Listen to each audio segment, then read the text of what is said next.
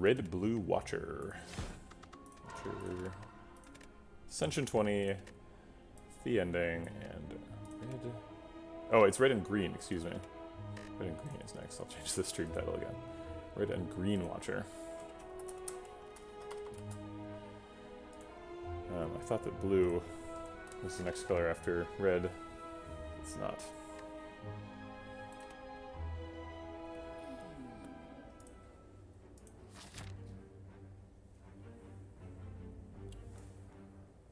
Okay. 3 fights, 2 question marks seems right. Fight this elite. We are starting off as a watcher, which makes us strong at Act 1, which is sort of required for these sorts of runs to be successful.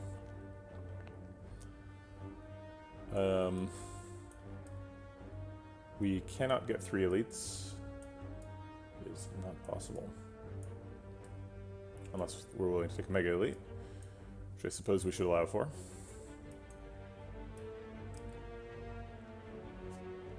These paths are the same. This one has an extra choice. Maybe that choice is a downside, because maybe I forget where I'm supposed to go. Double Defend Break 1 seems okay.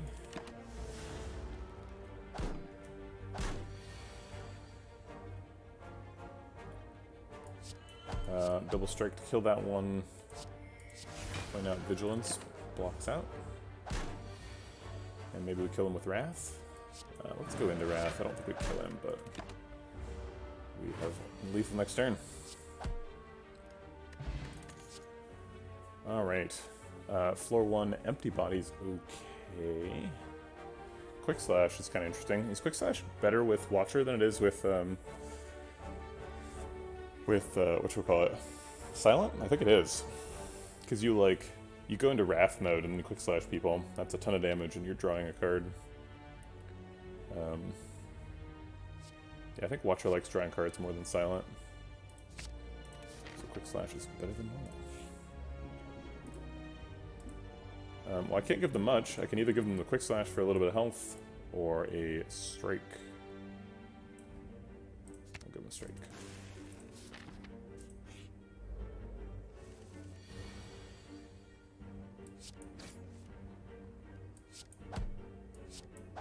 Just take the damage. Skip Vigilance. It's okay. Go ahead and block out here.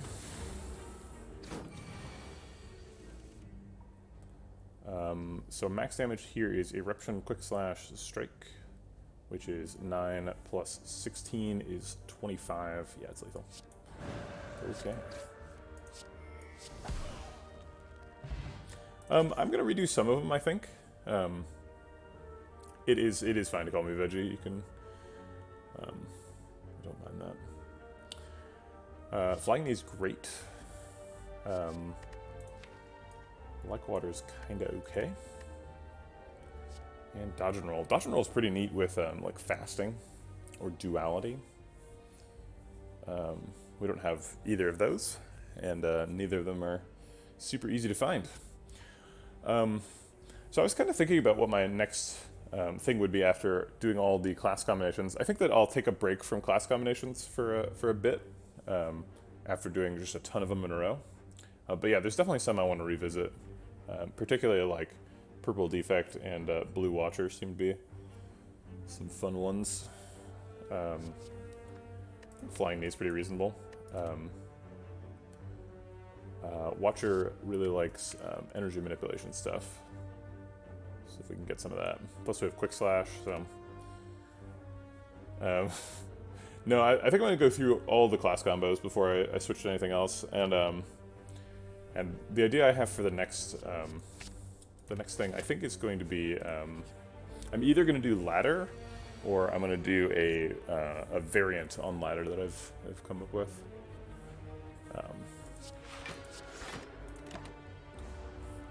I have a problem with Slay the Spire, which is I would like to be able to like ask a single question, and with the answer to that question, understand how far somebody is in Slay the Spire. And Slay the Spire has sort of different answers for that at different levels of player progress. I think we just go into Eruption. Yeah, we have Lethal next turn. Where it's like, if you're talking to somebody and you don't know if they've, like, how much they've played the game, you're probably like, how many of the classes have you unlocked, right? Because maybe they're like, they've barely played it at all. Worship is interesting. Basically, it puts you into Divinity all by itself after a couple of plays. Which is not something you can say for Prostrate. It's also up against some hot garbage.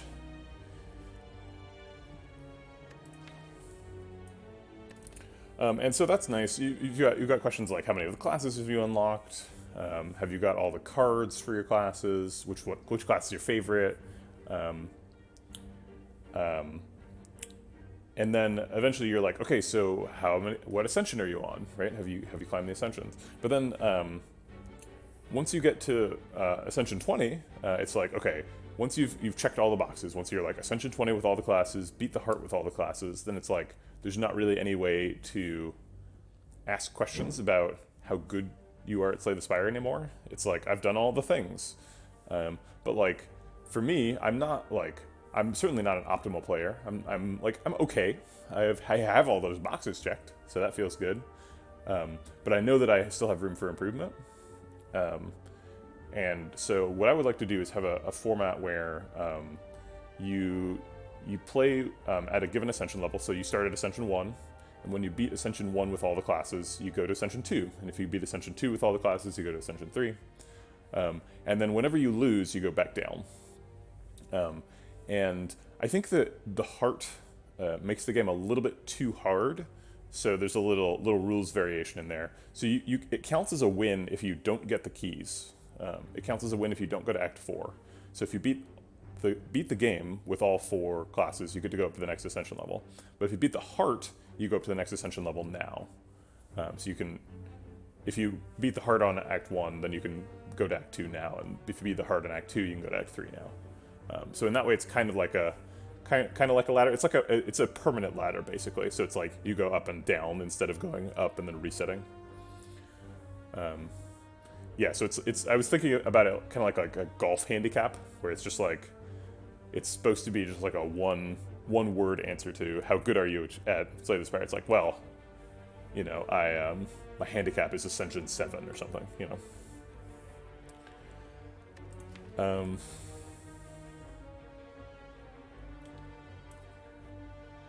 I think I like Worship. I have some extra energy from Flying Knee. And Quick Slash is really good when you're in Divinity. And this is a pretty early Worship, so we can probably build around it. What do Ironclad and Silent add to a Mantra deck? Well, Silent adds lots of card draw, so you can get back to your Mantra cards, and it adds, like, well-laid plans, and defensive tools to get you there.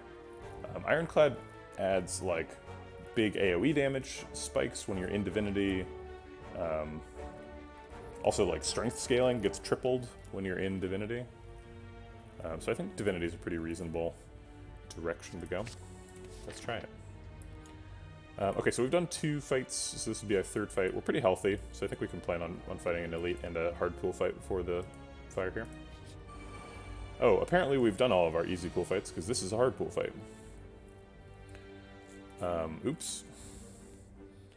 Well, we can still block out here. Do we Miracle Out Flying Knee? I think we do. If we Miracle Out Flying Knee, it's kind of like we get 2 miracles out of it. Which just seems like a good combo. We're going to be weak next turn, so we would like to leave somebody at a multiple of 4. We can punch the front guy and leave him at 7. Yeah, these other 2 get left at 10, so let's leave this guy at 7. So he dies to 2 attacks.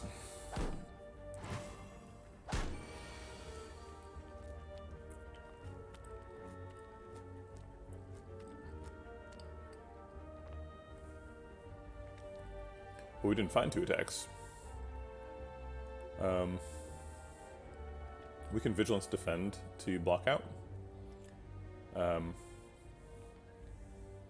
And then strike the front guy. Get him ever closer to dying.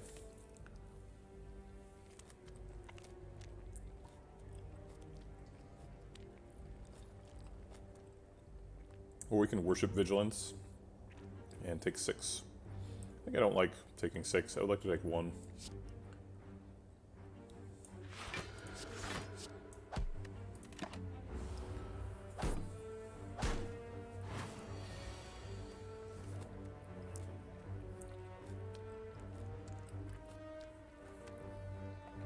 We could go into Eruption now. We could Eruption to kill the front one, and then could we kill the back one? So he has sort of 29 health since we can't kill him in 1 attack. 29 seems like a lot. So this is 6, this is approximately 8.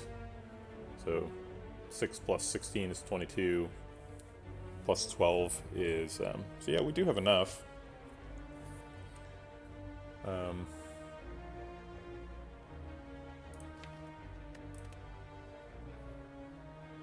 Plus we have exits with either, oh wait, Worship does not get us out because we didn't play it last time. So we'd have to find Vigilance next turn to get out. No, let's just take it slow.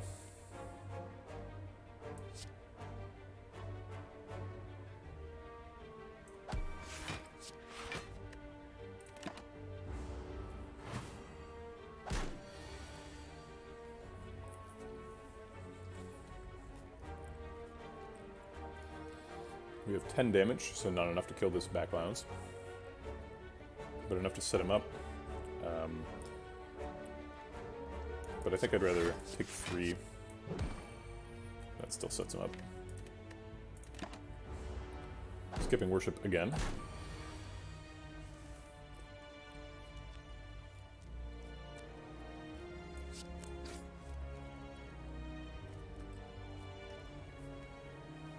We could defend and take 1 to set up Worship, but I think we should plan on getting out of this fight without taking any more damage.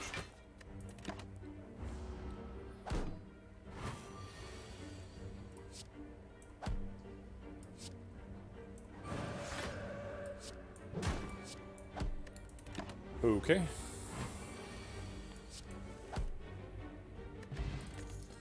It's kind of a messy fight. Dash is great. It's pretty expensive. We've got kind of a lot of expensive stuff. Eruption, Vigilance, Worship. We do have a Flying Knee. Yeah, it's hard to imagine not taking Dash here, right? Right before an elite fight. I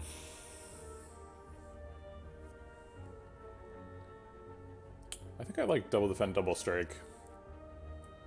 Probably the strength pot here too.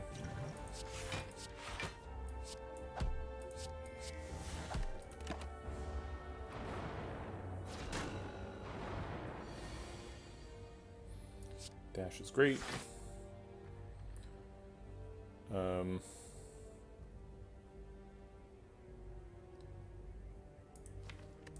guess Flying Name. Set him up to die to a strike next turn. If we draw 1.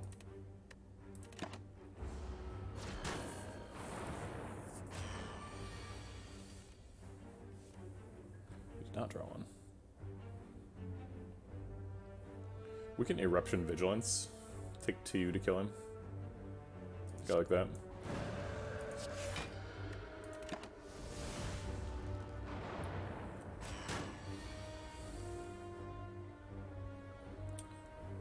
Doing 18 puts him at 25.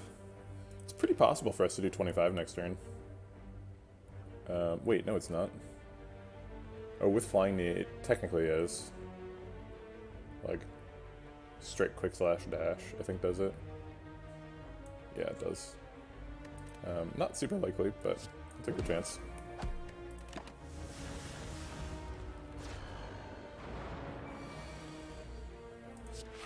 Okay, predictably, we did not get there.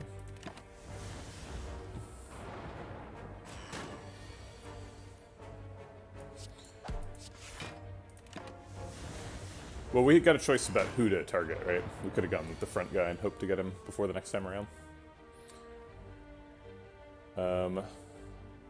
It wastes less damage if we quick slash.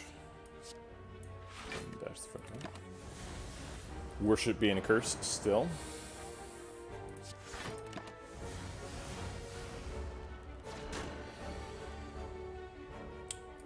Do we dare? We have very many strikes going up. We do.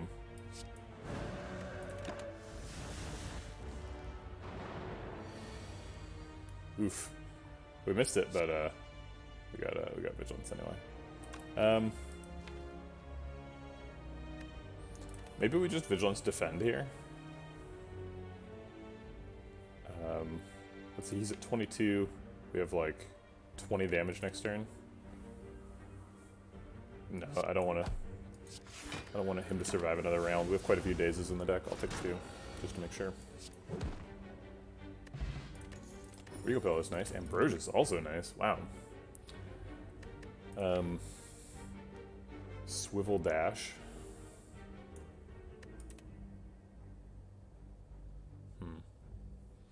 What about bullet time?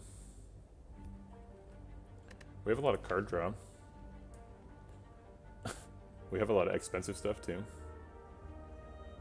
I say a lot of card draw, but like quick slash. I don't want to put another curse into my deck so that I can play the other curse though. Seems scary. If we get a lot of card draw, bullet time's good.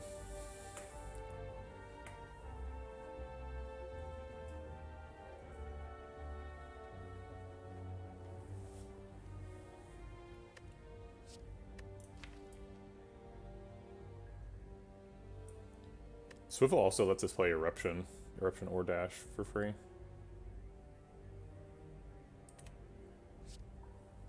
Oh wait, are we? No, we're not Defect. Oh man, I want to play Swivel with Meteor Strike so bad. Oh my god, I just realized. Jesus, that's so strong. Swivel Meteor Strike.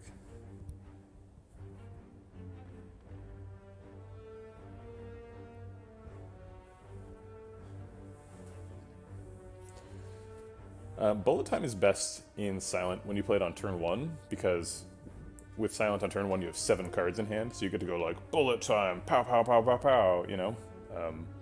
But like, we don't have that relic, so I don't think bullet time's probably good. We'll get there with the Divinity thing. I think I do take Swivel now. There's some busted Swivel stuff.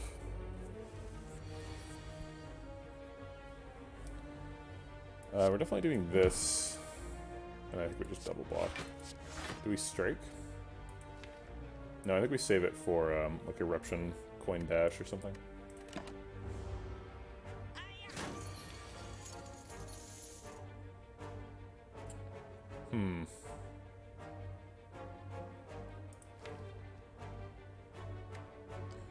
Do we ever get lethal here?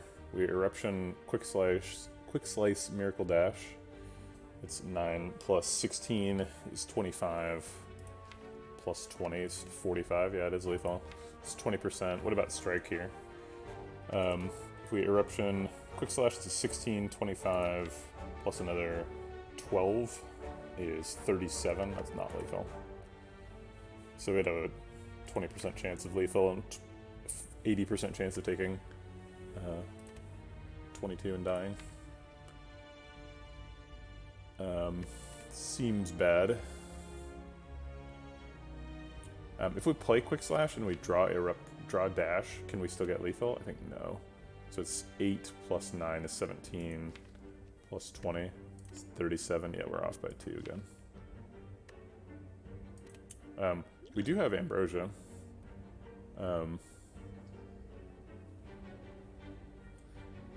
That's true. We can look for the out, and then in the 80% chance, Miracle out Vigilance. Take 3.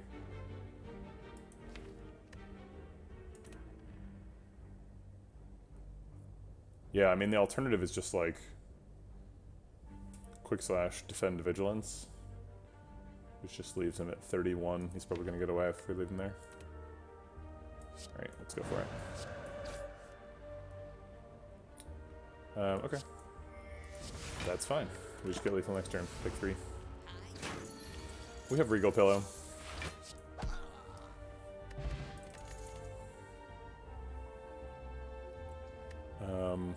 Headbutt? We can headbutt our worship. Go into divinity every turn.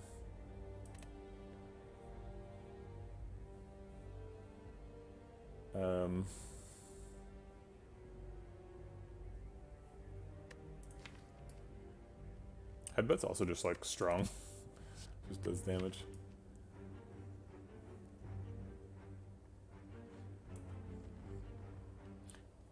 There's a lot of fun stuff you can do with Headbutt too, where it's like, oh, I know Swivel's in the next hand, so I'll put Dash in there with it. Yeah, I like Headbutt a lot. Alright, I think we're gonna go rest. 46, the Ambrosia Potion, notably. Anchor's great. Do we go fight a Mega Elite? I think we do. We've got a bunch of money, so going to the store is good. And then we'll have 46 health for fighting this Elite, which is fine, and then we'll be able to heal before the Mega. We got it.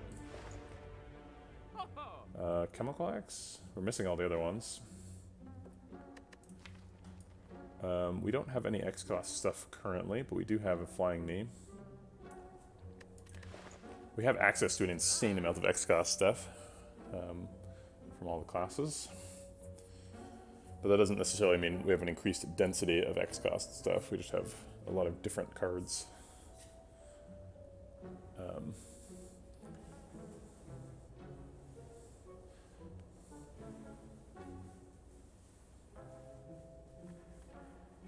think I like Chemical X and then like card remove. It's not super exciting, but I do really like Chemical X. If we imagine getting like a Conjure Blade or Collect or a Whirlwind or even a Skewer, Malaise, Chemical X is just insane. If you can get anything to go with it. It does kind of sound like a side plan though. Side project. We can't quite afford Chemical X third eye card remove.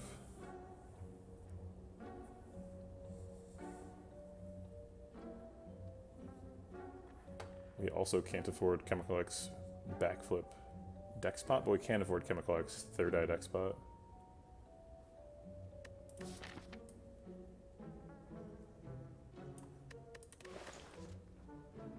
Yeah, I think third eye deck spot's probably the pick if we're doing Chemical X. Third eye also helps us find. We have actually quite a bit of draw control if we're picking third eye with Headbutt.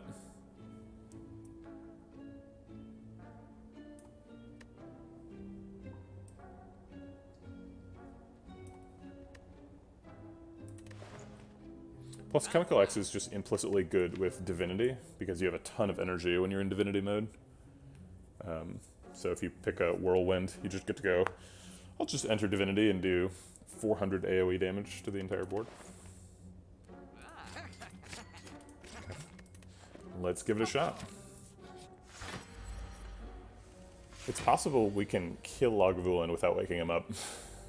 We could, like, Ambrosia Potion and just absolutely destroy him. We can actually worship Headbutt and then just go into Divinity next turn. Yeah, right. Making X be 2 when you have 0 energy is crazy. Worship Headbutt does wake him up right now. But then it means we get to go into Divinity next turn. Which sounds like fun. We could also just like worship Miracle Swivel and just like set up our next attack to cost 0 at some point. And then just wait for a good wake up. Wake him up with like Eruption stuff.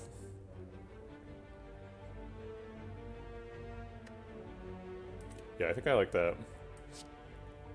Let's set this up a little slower.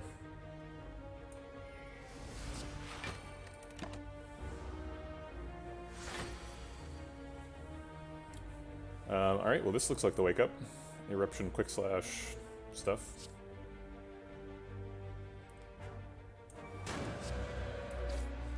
Alright, we did not get Vigilance, which means we probably have to play that next turn.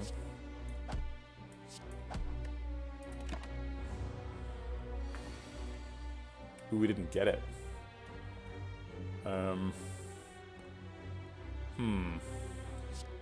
20 plus 16 is not lethal. It's 36, so I guess we have to Ambrosia Potion now.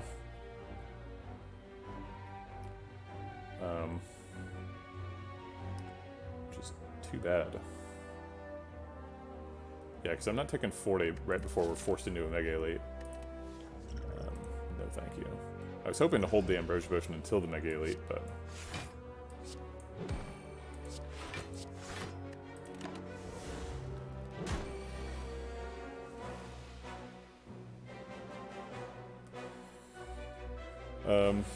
we can Vigilance Swivel to block almost all the damage, and then probably go into Divinity next turn or something silly.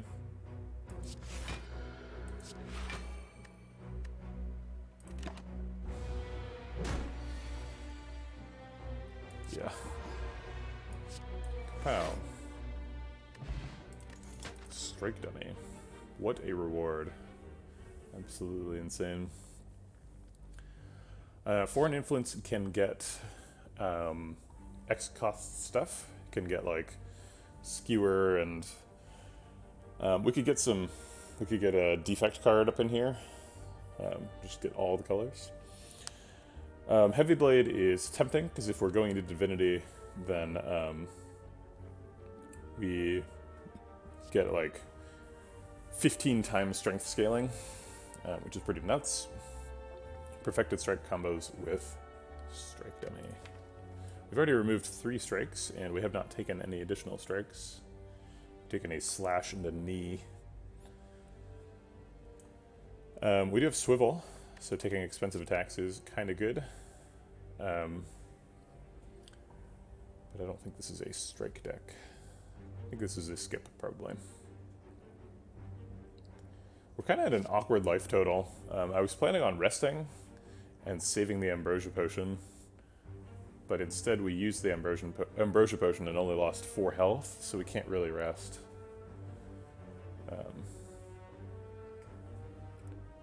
I don't think Foreign Influence is better than Skip. I don't know what the upside of Foreign Influence is. It's like... it needs an upgrade, and then, like, you kind of get to choose something that's situationally appropriate, but, like, you don't... it's kind of just random. I don't know why people like Foreign Influence so much. I've never had a good experience with it. We've got some pretty decent damage. I think we'll skip over that. Plus the next fight could be like Strength Gremlin Knob, right? Like we don't have time for Foreign Influence. Yeah, I think we skip here. Fair enough. People can have bad experiences with good things. Maybe I should give it another shot. Dash upgrade seems nice. I don't want to upgrade a non-attack. I want to upgrade an attack. Because if it's Gremlin Knob, I want to be able to play the card that I'm upgrading. I think it's Dash. Eruption could be.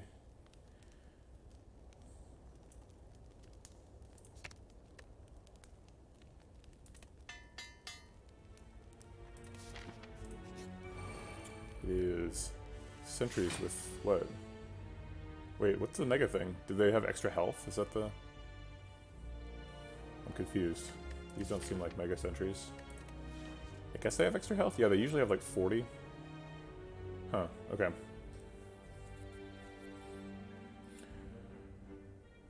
We can already block for... we already blocked for 10 this turn, so we're already blocked out. So I guess we'll just triple attack this back one.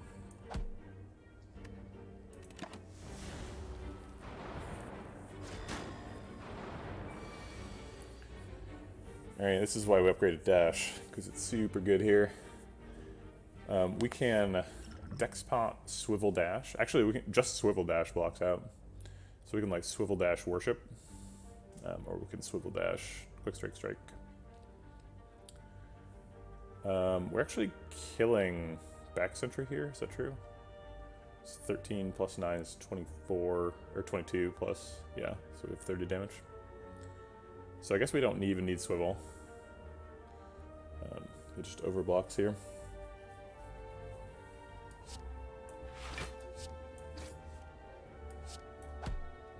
It's fine, we didn't really need eruption.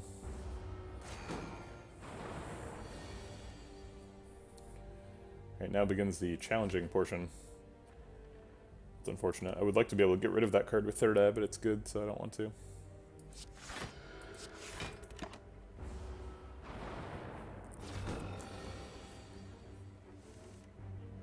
Oh my god, dash headbutt, are you kidding me?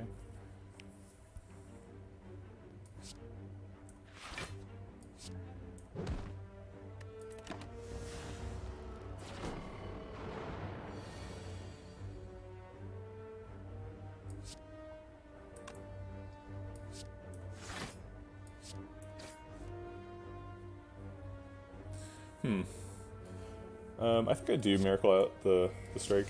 It doesn't block, but it can be hard to spend all your energy in this fight. Or to spend all your cards, rather. Because you get turns like this, where Miracle is totally useless.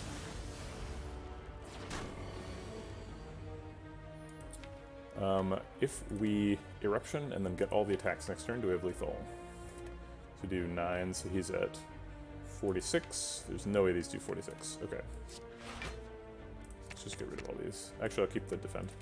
He's attacking next turn, so.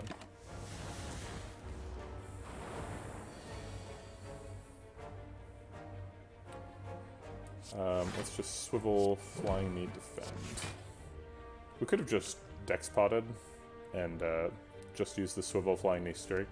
Maybe that was better. Or I could just take 2.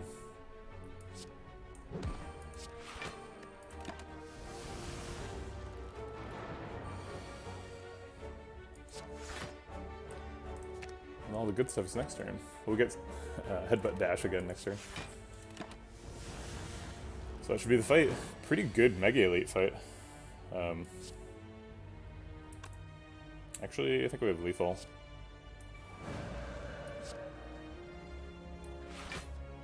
Yeah. Bronze scales. Okay. These are all Watcher cards. It's like we're playing Watcher.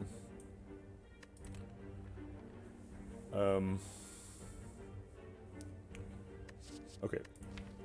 What is this deck trying to do? Trying to do worship.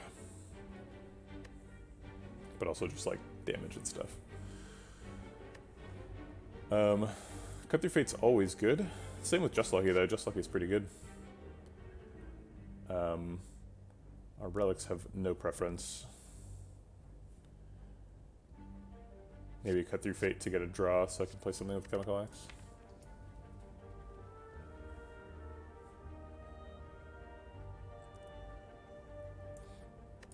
Yeah, I'll take Cut Through Fate just for because it's good.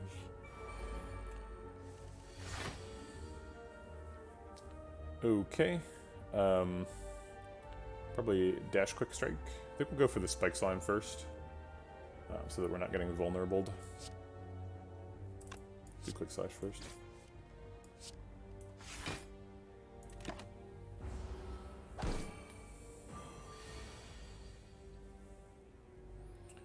These two kill him, or to kill Spike Slime, and then defend.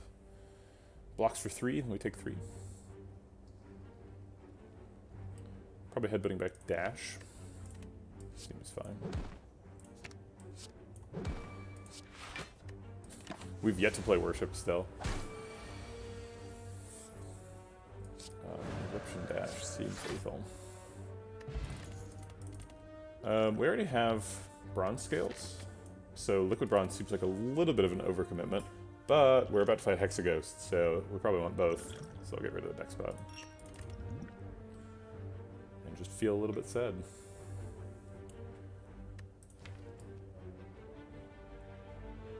I don't think we need Crescendo. Just Lucky Bane or skip. Let's probably skip.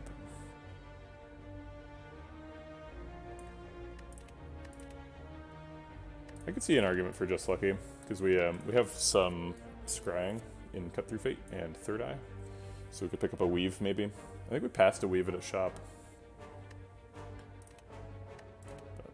But, no. I honestly think we can survive this fight. We're at 34, so we're below the 36 breakpoint. So I think we could just take an upgrade.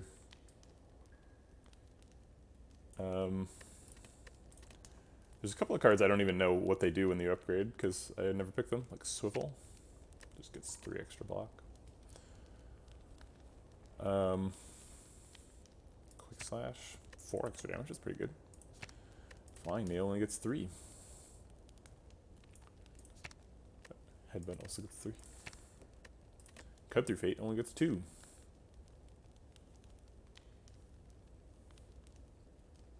I feel like a lot of times when you're playing Eruption, you're killing people that turn. So decosting Eruption, like it gives you some extra lethal outs, but it doesn't really make Eruption more playable. Because it's still like really dangerous to play. I think it's a Cut Through Fate for me. It's only 2 damage, but it gets an extra Scry, which is really, really good. I could see Worship upgrade. It's really difficult to play, so giving it Retain would be really useful.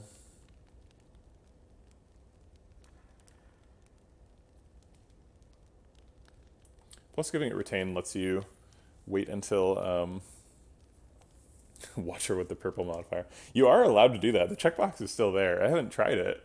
I mean, presumably it just takes away your Nia benefit.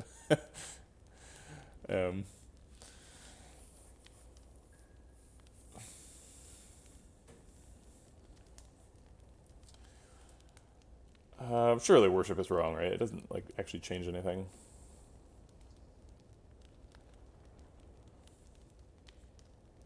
No, I think Worship is right because it both makes Worship like more playable on the first Worship and lets you set up for the right Divinity turn on the second one. I think let's do it. Yeah, I was wondering that if you're Watcher and you have the red and purple modifiers, do you get like 2/3 Watcher cards, 1/3 red cards? I don't know. I really have no information about which to speculate. We'll go ahead and play Worship, or take Worship right now. I think I'll play it too.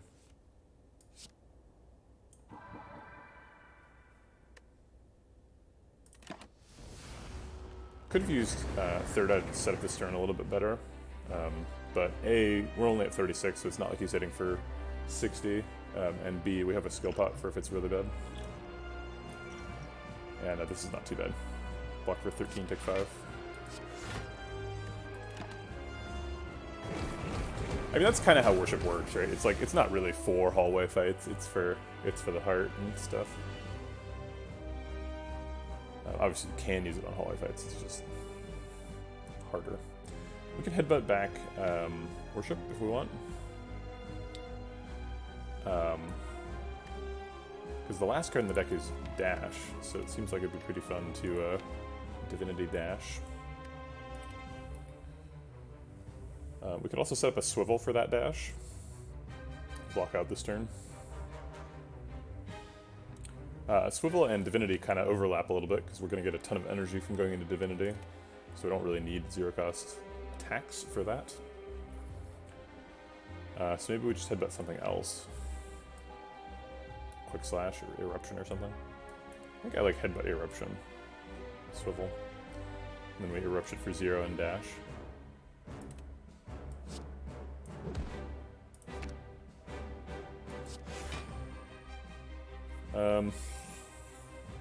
Oh, I shouldn't play Flying Knee now because I played my Swivel, but I should have maybe should have coined it out before playing the Swivel.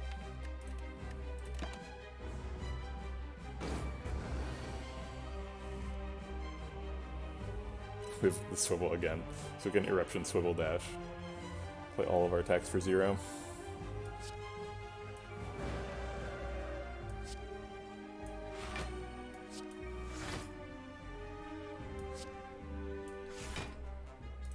It seems like we might need to go back into calm mode soon. Not that I'm not liking the extra damage, which seems dangerous. But I'll take the extra damage while we have it. It seems like an excellent use of Miracle.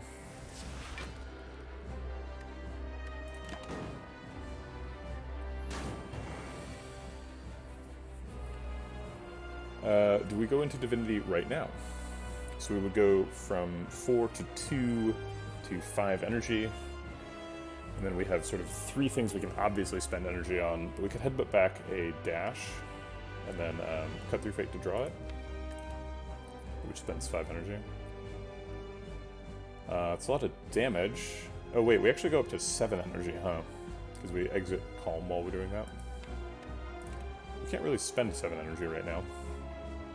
So maybe we just set up to spend 7 energy next turn.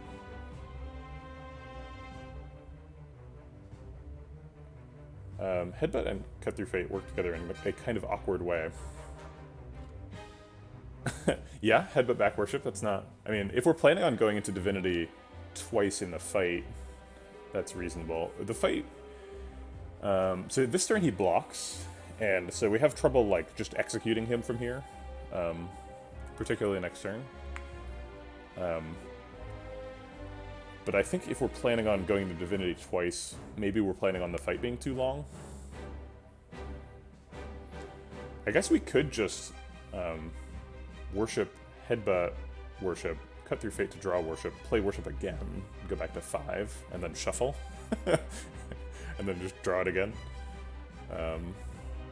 I mean... yeah, that's a thing. I mean, it triples all the damage too, right? Like, we get to play headbutt and cut through fate with it. I think it's better than setting up for next turn.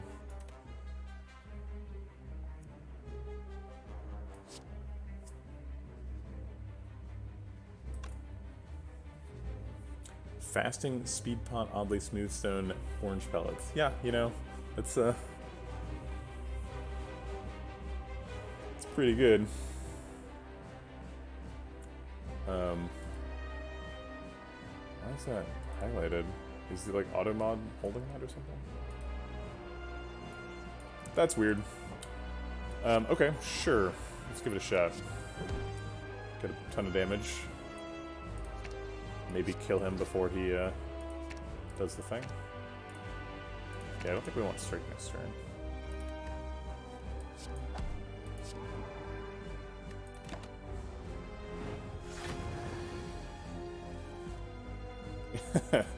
We could just do literally the same thing.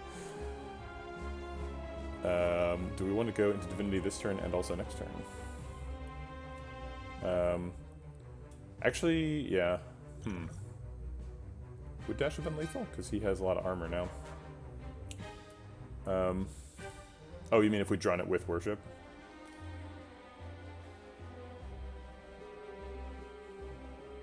I guess we're retaining Worship, so we might as well just hold on to it this turn.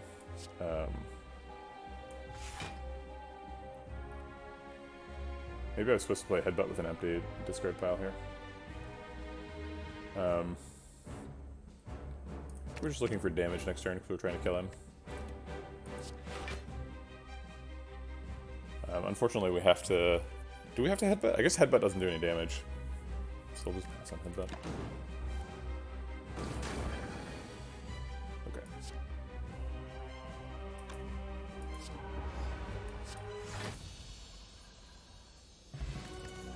Well, that's fun. I like going into Divinity. Ragnarok is good if you're in Divinity. You generally get the energy to play that. Alpha's very exciting. It seems like the deck is pretty all in on doing something else, so I'm a little bit afraid of taking that as a side plan. Again, these are all Watcher cards, which is weird because we're playing 3 classes. Sort of a 1 in 9 chance of getting all Watcher cards. Maybe we accidentally checked the purple modifier. Wait, no, it's not in here. Do we ever take Master Reality? What are the Master Reality considerations for Silent and Ironclad?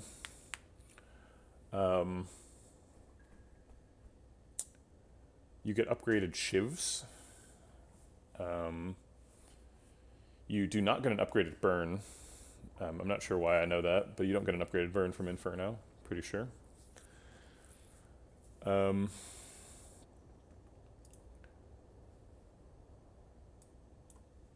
We got Dead Branch last round, so I think we've used up our Dead Branch for the day. Yeah,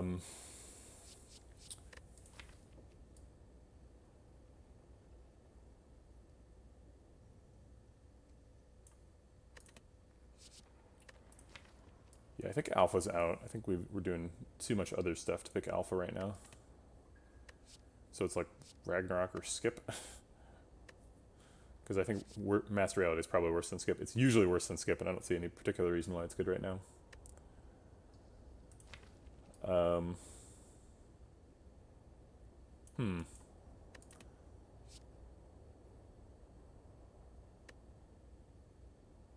We have a Chemical X, so we're almost certainly picking an Energy Relic if we see one. And Ragnarok is good if you have Energy Relics. Also, we would totally take Snecko Eye, and if we take Ragnarok and then get Snecko Eye, we're very happy.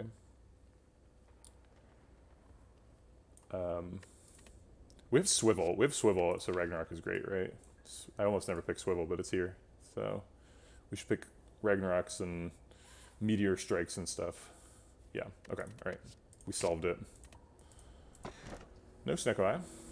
We do have Violet Lotus, which is an Energy Relic, kinda. Runic Dome, which always gets me killed. Although I have one with Runic Dome on the stream against the Heart. Tiny House. We have a potion slot, so we could take Tiny House. We could get an upgrade on Ragnarok or Third Eye or Cut Through Fate. Those would be nice. Eruption would also be nice. I think it's probably Violet Lotus. Sometimes we're exiting Calm into Divinity, in which case we probably don't need the extra energy.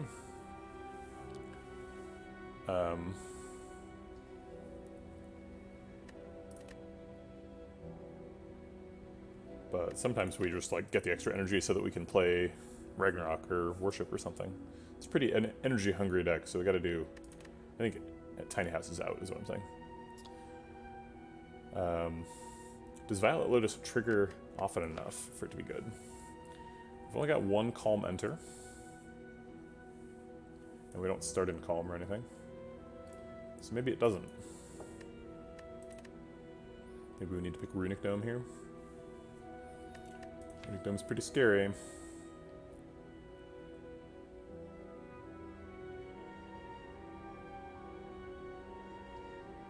We have some pretty decent block. Also, we have Dash Plus, so like we can kind of block and attack at the same time.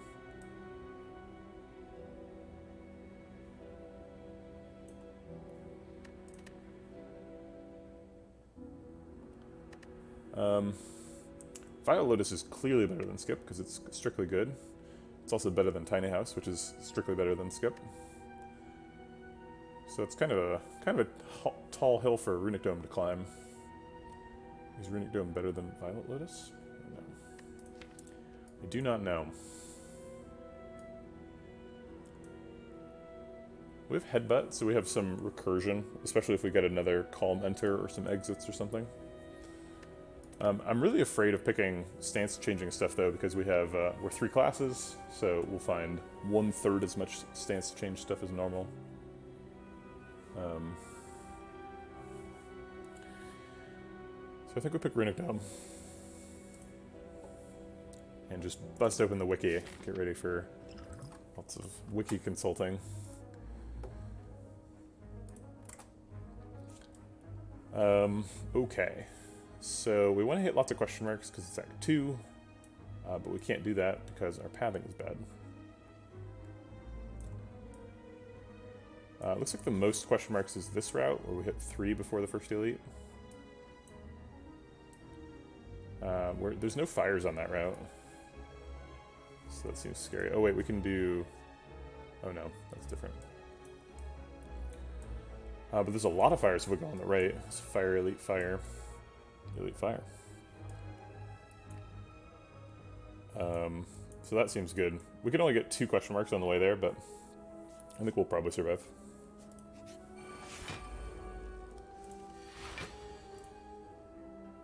Okay, he is not attacking on turn 1, right? Spirit Guardian. Starts with starts with activate. Yeah, so he's not blocking. He's getting 25 block. Okay. Swivel dash flying knee, or we could like dash swivel if we want to try and play Ragnarok next turn. I guess if we flying knee, we can play Ragnarok next turn pretty easily.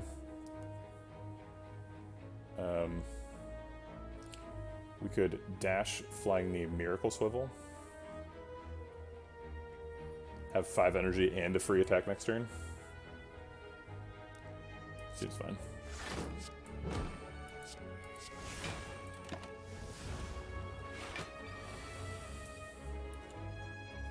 We can Eruption and Ragnarok. Can Eruption Ragnarok double strike? It's probably lethal, right? 9 plus 50? Yeah, it seems lethal.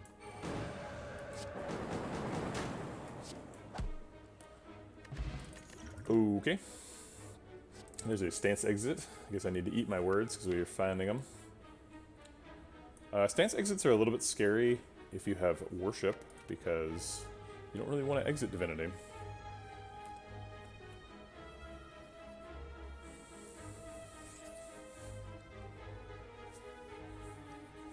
I feel like Empty Fist, Empty Body, and Empty Mind should all exit your stance unless it's divinity.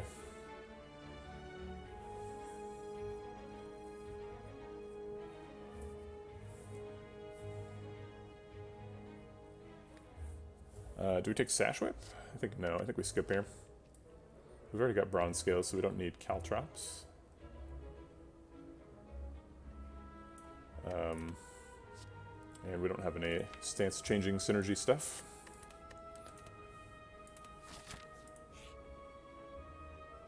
Can't really heal for 14. We can heal for 12. I think I'd like to read a book.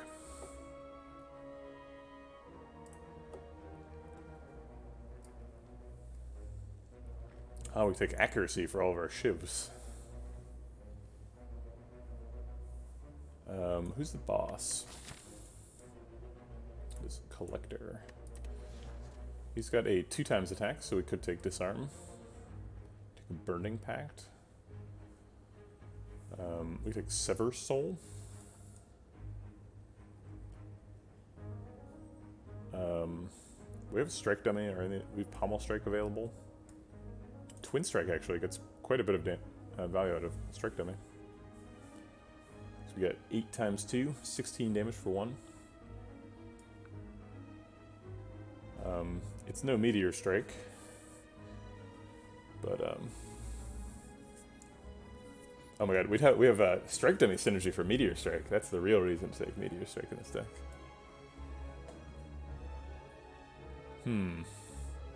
If we take Sever Soul, we get some deck thinning on subsequent shuffles. Helps us get back to Worship. We also, it's an expensive attack, and we have Swivel.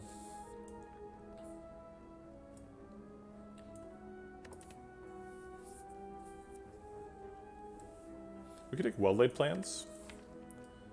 That helps us retain like Ragnarok for when we're in, for when we get Divinity mode. Yeah, I think I like Well-Laid Plans here.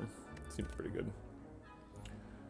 I guess the outliers are Well-Laid Plans, Sever Soul, Pommel Strike, Disarm, and maybe Armaments. Those are the ones that jump out to me. Yeah, and I think Well-Laid Plans is probably the pick. Okay.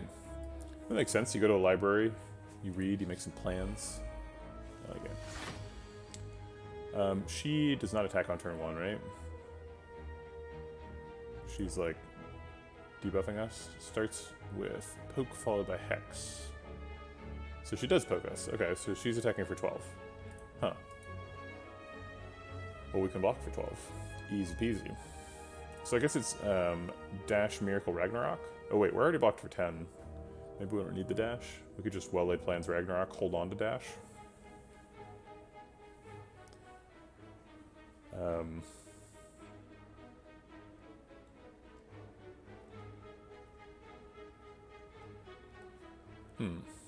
Yeah, I think I like Well-Laid Plans in Ragnarok. Maybe I should have held on to Ragnarok.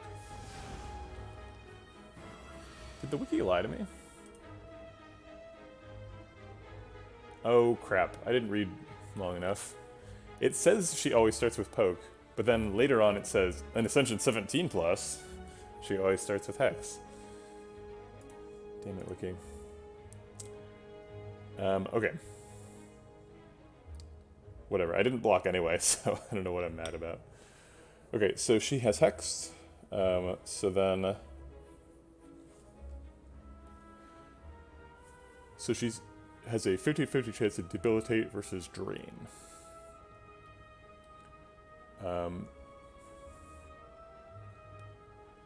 So she's debuffing us, and then she may be attacking for 12. So dash blocks for 13, that seems good.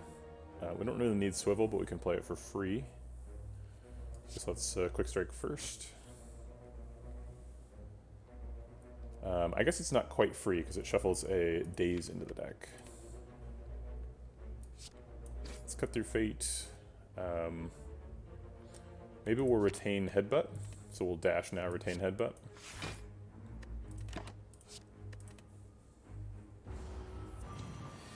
Okay, we've been weakened. Which means that next turn she's either attacking for 6 times 2 or 21. She has 3 strength, so 6 times 2 turns into 9 times 2, which is 18.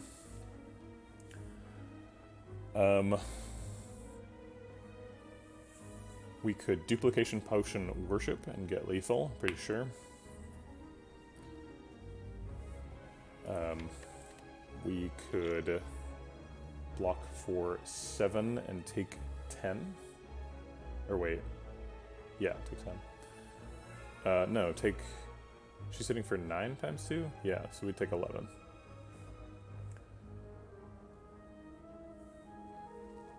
I think if we Eruption, we don't have lethal.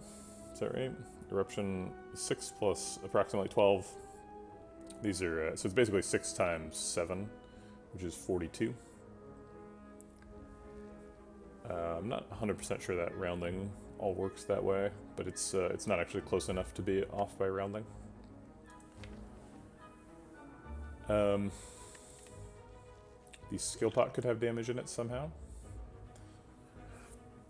And you are 3 different classes. Things happen like that. I think Duplication Potion Worship is pretty reasonable here. It saves us 11 health right now. Actually, the other one is more, so she could be hitting for 24. So it's saving us either 11 or 24 health, which is kind of a lot. Oh wait, if she's hitting for 24, we'd still block for 7, so she'd be hitting for 17. 11 or 17 are the numbers. Yeah, okay.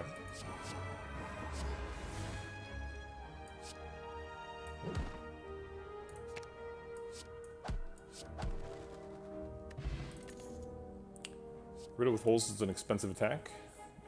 Gets bonus damage in Divinity. Man, Riddle with Holes looks really sad against Ragnarok. It's like, would you like to pay 1 more energy to get 3 additional strength scaling? Oh, and the upgrade's better. Blade Dance plus Flying Knee, Riddle with Holes. We have Swivel, so we've used that as an excuse to take some expensive attacks, like Ragnarok. Do we want to increase our Swivel density with a much worse attack? This one only was 15.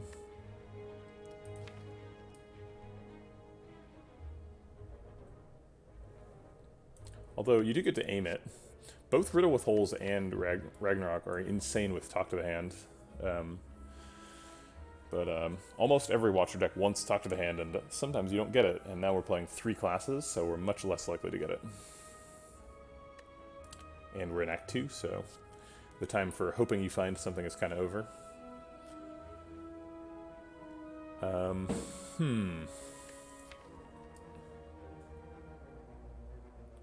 Nonetheless, I think we take Riddle with Holes. It's a bunch of damage. If you're in Divinity, it's 45 damage to a target.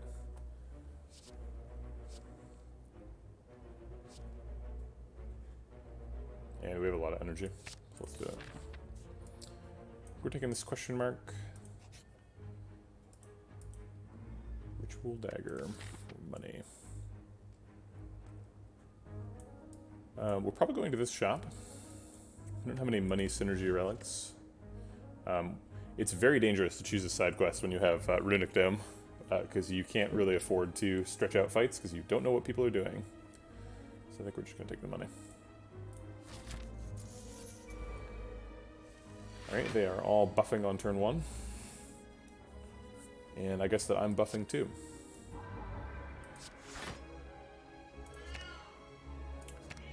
Eruption seems dangerous next turn. Strike's not very good.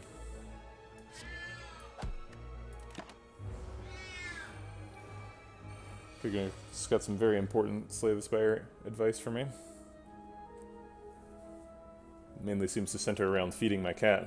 Can't really imagine how that's good Slay the Spire advice, but Cookin insists that it is. We can headbutt Worship and go into Divinity next turn, with potentially Ragnarok or Riddle with Holes coming up.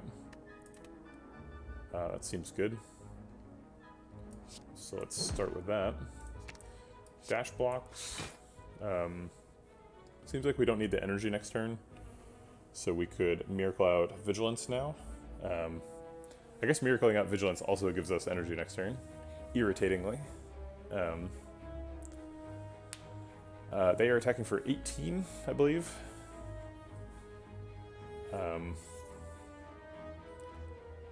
If we go into Divinity, a strike does 18 damage, so I'd have to cut through Fate to kill this 21 health guy.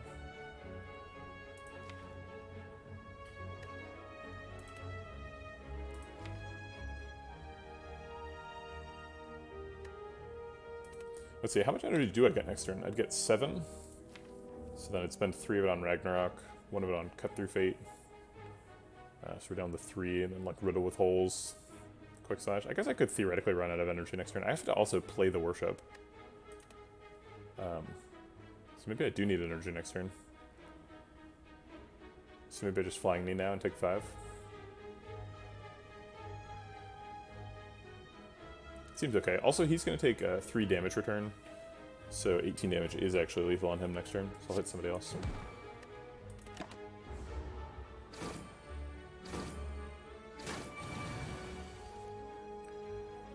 Okay, we have Quick Slash, but no Ragnarok. Or Swivel.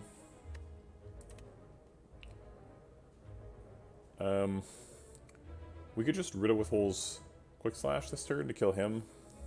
These guys are attacking for 11, I believe, so we'd be taking 22. Quick Slash does 24 damage, and Riddle with Holes does 45. So we could kill the outside 2 once if we go into Divinity. Seems too good to not do.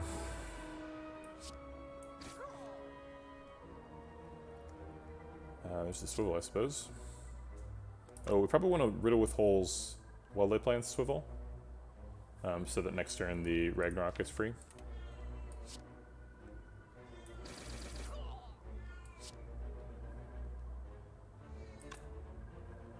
Maybe we just defend Swivel. We need to block for 11. And I'll just play it all.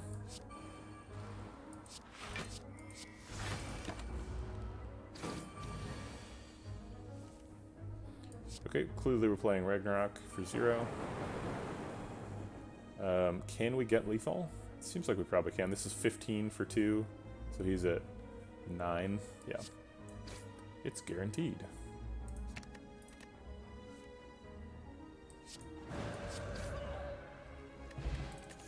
Okay. Spot Weakness is difficult to play with Runic Dome. It's a little bit late to be picking pressure points. Is Consecrate good? We don't have any AoE, is that true? We have Ragnarok, which is kind of AoE. We don't really have enough card draw to support a bunch of 0-cost attacks. We've just Cut Through Fate and Quick Slash. We need like a backflip or something in the stack.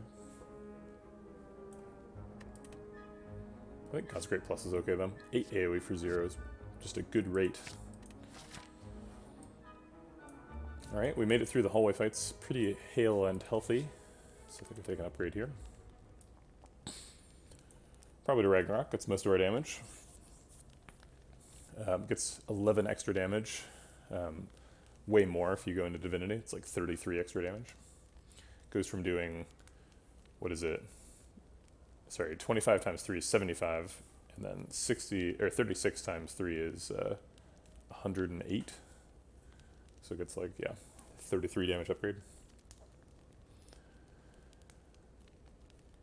Seems pretty good. Okay.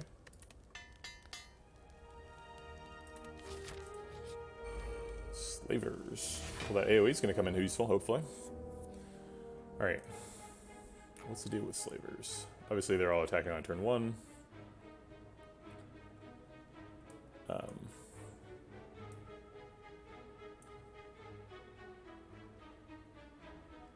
For some reason, they're all on different wiki pages. Each slaver has their own wiki page. Which I guess makes sense, because they can pop up in other contexts. But it's annoying to look at all of them.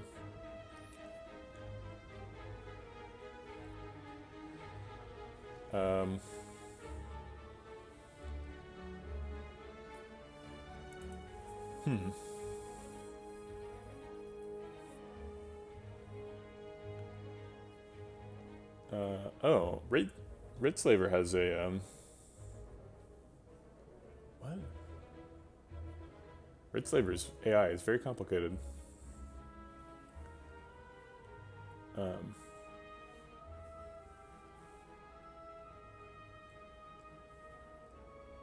Weird.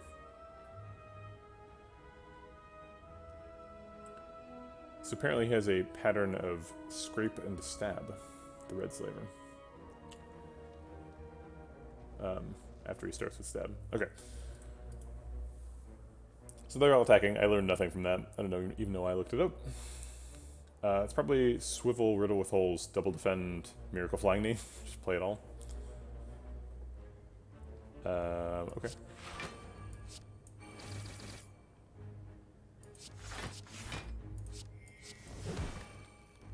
I don't think I need a skill potion this turn. 28 seems like a good amount to block. We're probably still taking damage, but not enough to warrant the skill potion, would be my guess.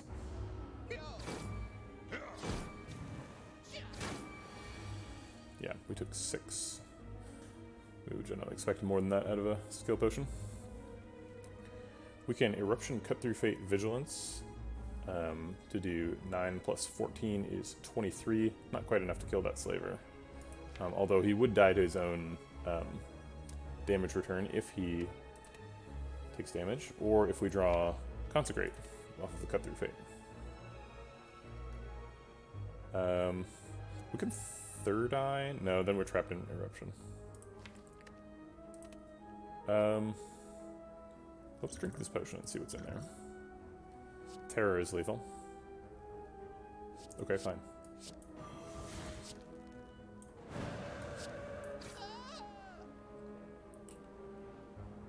We can't really play dash right now, so I'm gonna just get rid of it. Okay. Fine. Taking probably a ton of damage, probably like 15 plus damage here. 13, okay. It's not as bad as I thought. Quite. Well-laid Plans is on the bottom of the deck, so we don't get to retain Ragnarok. We either play it now or lose it. If we consecrate Ragnarok, how likely are we to be able to kill one of these two? I guess we're always consecrating, and we can't change stances, so let's just do that first. Alright, so if they all hit Blue Slaver, then we can kill him with one of these attacks. If one of them doesn't hit Blue Slaver, we can still kill him with either of them. So we'd have to get 5 out of 6 on Blue Slaver to kill him. And I think for Red Slaver we would need 6 out of 6. We'd need 36 damage, because then we'd do 45. So not highly likely outcomes. I guess the... Okay, how large is the set of options? Well, it's 2 to the 6 for total permutations. What's 2 to the 6? It's like 256. Or wait. No, it's 64. Okay, so 64 total permutations. 6 of them do enough damage, or sorry, 7 of them, because the one where it hits Slaver 6 times, and then the 6 where it hits him 5 times are enough to kill Blue Slaver. So that's 7 out of the population set, and then 1 out of the population set is enough to kill Taskmaster. So out of a population set of 64, we have 8 successes, which is 1 out of 8. So we have a 12.5% chance of killing one if we Ragnarok. Okay, so that's... Now we've done some math and we know a thing. I guess the alternate line is we worship, headbutt worship, and then strike. So we do 18 damage, probably Blue Slaver, leaving him at 20. And then we have guaranteed divinity next turn. Quick Slash kills Blue Slaver, and then we're off to the races. Yeah, that sounds better than a 1 in 8 chance of killing one of them right now. It does do 36 damage distributed across both. I guess we have quite a bit of damage next turn. We have 20 damage that we can target. So if we do 36, let's see, their total health pool is 82. So if we do 36 plus 9, that's 45 damage to their health pool. So they would have a remaining health pool of 38, and then we have 20 damage, so probably we would have Red Slaver with 18 health at the end of that, approximately. If we waste damage on Blue Slaver, he'd have slightly more. So either way, most likely, Blue Slaver is dead next turn, and Red Slaver is still alive. But in the case where we're in Divinity next turn, we get to put 2 strikes into Taskmaster, which means that he's taking 36 damage, so he'd be at 12. So 12 is better than, what did I say, 14? So the Worship Headbutt line is better. This line's also guaranteed, so there's no, like... actually, that guarantee is not a good thing, is it? The guarantee is a bad thing, because the guarantee is that we get attacked for both turns, right? Whereas Ragnarok has a 1 in 8 chance of not getting attacked this turn, which is super good. So I guess we take the Ragnarok play, because it's the only play with an upside. It's not likely, but whatever. Yeah, it didn't happen. Okay, so how do we kill Blue Slaver efficiently? Well, we can just headbutt back Ragnarok, and then just do more damage than they have health next turn.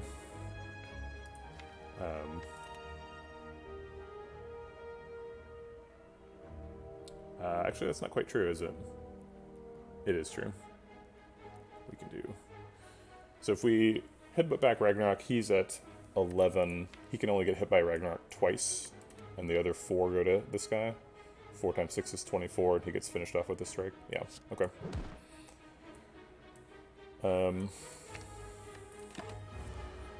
Did a lot of math. Totally forgot about the damage return. Didn't matter, but I did forget about it. Oh, hey, we're weak. Forgot about that too.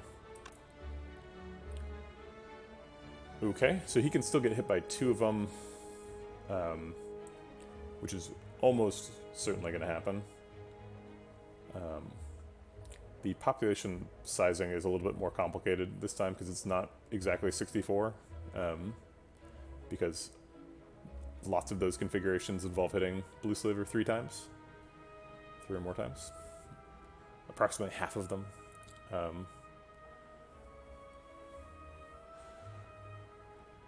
Okay, so if we do that, 4 damage gets dealt to him, 16 gets dealt to you, you go to 7, and we don't have lethal. Unless we Quick Slash and specifically get Consecrate.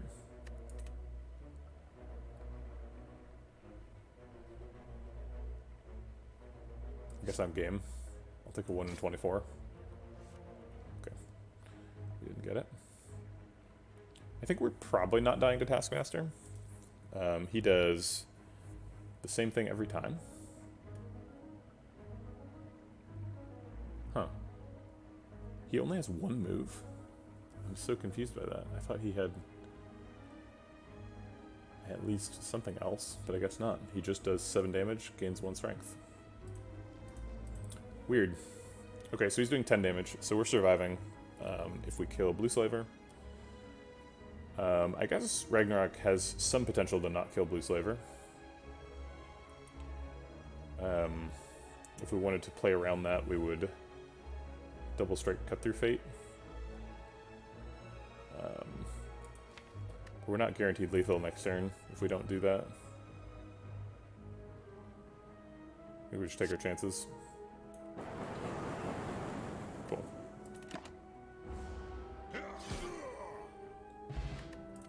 Stone Calendar. Deceive Reality seems great. We're having trouble blocking, so seems like a good thing. We could take a second Swivel. Normally I don't consider Swivel when it's against Deceive Reality, but we already have a Swivel in the deck, so we've picked a bunch of stuff that has Swivel synergy.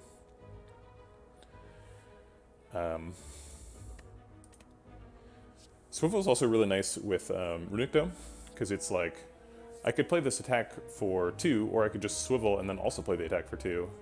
So it helps you just like block at the same time as attacking. Which you need to do when you're Runic Dome. Yeah, Deceive Reality is actually kind of bad with Runic Dome, because you never know when you need the safety, so you end up like blowing it inefficiently. So I'll take a Swivel. Clearly resting here, Regal Pillow, picking up the slack from the bad fight. Mango's great. We might need that help to survive here. Okay, this fight is super unpredictable.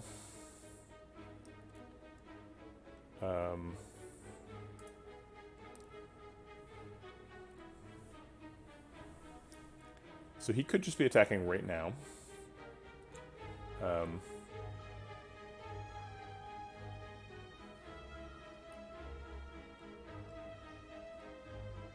So there's a 33% chance, 34% chance he's using Stab, a 66% chance he's using Rally, or Encourage. Okay. So max damage is 33 plus, I believe, 10 for Sneaky Gremlin.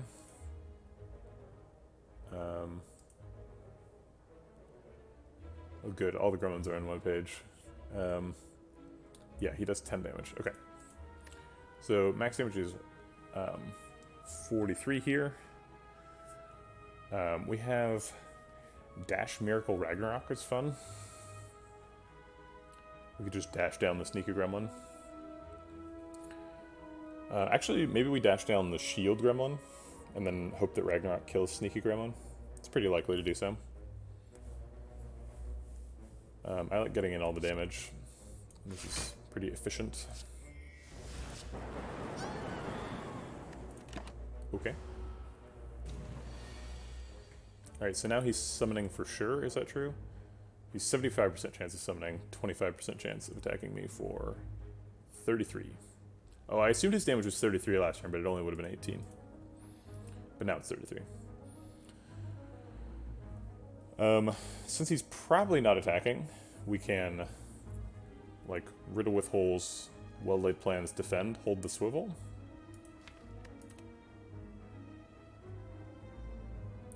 Or we could Swivel Well-Laid Plans, Defend, hold the Riddle.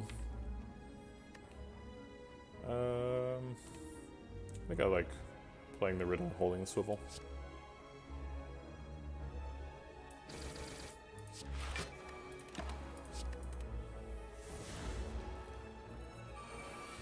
Okay, get some dangerous new friends. We can Swivel Headbutt Swivel and get ourselves back a Ragnarok to help clear the board a little bit. Where's that Consecrate? You're late.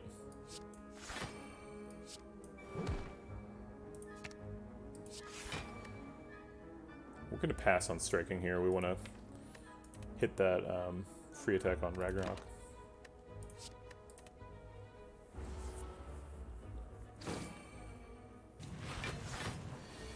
Okay, it's going to be pretty hard to clear the board with all that armor. But I guess we'll give Ragnarok a shot at it. It's a pretty terrible outcome.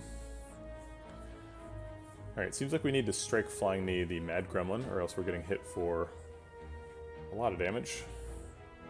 5, 14. So these block for 14, guaranteed. And then I think we should double defend. Maybe I should worship now instead of defending. He's still most likely not attacking. If he is attacking, though, we are taking 42, going to 8. This is a terrible fight for Runic Dome. We're about to shuffle, though, and I'd really like worship to be in that shuffle. So I think we're going to take a chance.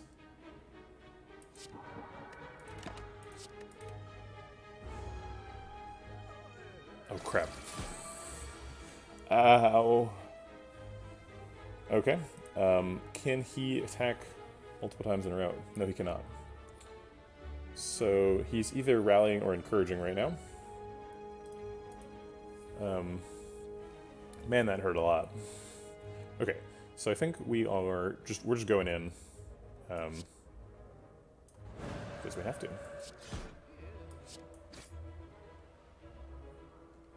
We'll retain Ragnarok for next turn. And that should be lethal, right? Depending on how well his dudes block for him. No swivel here. So we just have to Ragnarok and pray. It can hit him twice and him twice, which would leave 2 left for Gremlin later, which is still lethal. Okay.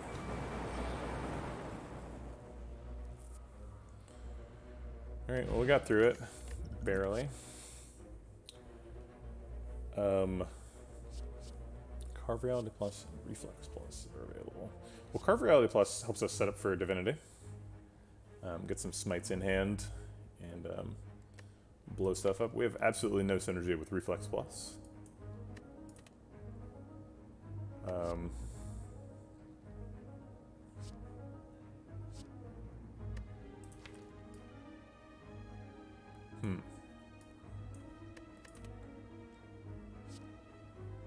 Yeah, I think I'll take a Carve Reality Plus. Why not? We don't have... Do we have enough damage? No, we were kind of slow in that fight, despite the fact that we have Ragnarok. We're not able to enter Divinity consistently, so... Ragnarok by itself isn't pulling as much weight as we need it to pull. Yeah, with Warpaint, you always want to pick the card reward first, so that if you get a skill, that Warpaint can upgrade it. But a number of times I've like finished picking the card and then hit end reward or like leave rewards, and then it takes me to the map, and I'm like, no, I'll go back, go back and pick up that relic. It's free now. Okay, so clearly resting here, and going to shop. It's quite a bit of money. Tomorrow. Every 5 turns does the same as a worship, which would certainly help. We're about 5 turns to get through the deck currently, because we don't have much draw. It's a 25 card deck.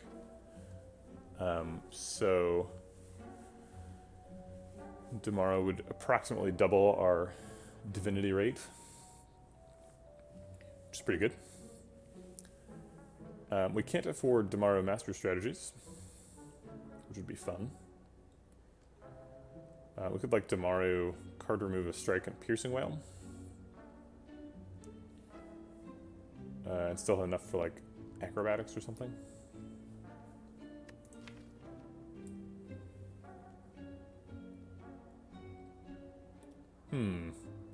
Acrobatics does seem really good. We have well-laid plans and swivel and Ragnarok, so we're trying to fit those kind of things together pretty frequently.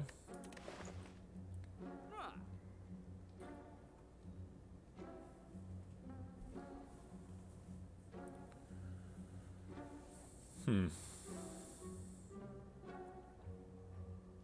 don't like Piercing Whale. Piercing Whale is hard to play with Runic Dome. I'll give you that.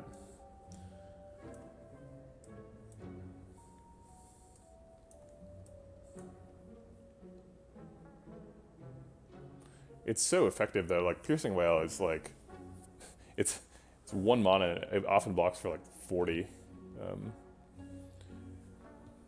It's really easy to misuse in this deck for sure, but I'd still take like 3 of them, I think. Yeah, let's do this, that. I think I'll do card remove over acrobatics. They both have the effect of increasing the consistency of the deck, but I don't have to actually play acrobatics to make a card remove work. Actually, maybe we need acrobatics for like when we're in divinity turn. To draw some extra stuff to spend the energy on.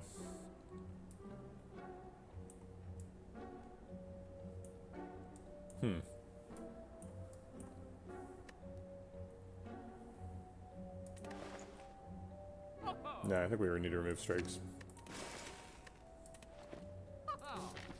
It's somewhat situational. It's not really situational. It's pretty much good all the time. Ancient Writing is great. Okay, well that Ancient Writing makes me feel a lot better about the deck. It's still going to be a challenge to get through fights with Runic Dome. So this turn's maybe like dash, swivel, well-laid plans.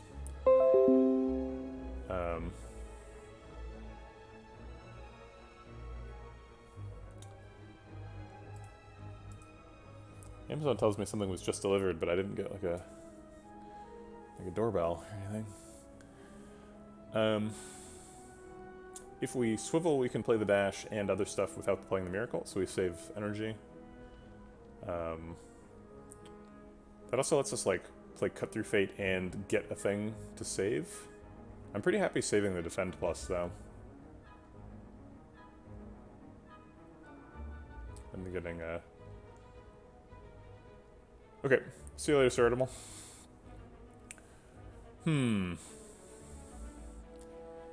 Yes, slay the spire. I think I'll do swivel then dash. It's a hit for swivel, plus we've only got like 2 really good swivel targets in dash and Ragnarok, and we've got another swivel, so Riddle with Holes is okay too.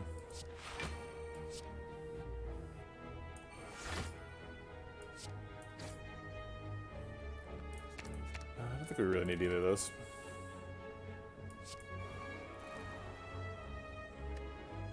I will hold on to the Riddle with Holes. Get some damage. Okay, so we're done getting hexed. The thing that's happening now is Bird is attacking for 6, and what's Chosen doing?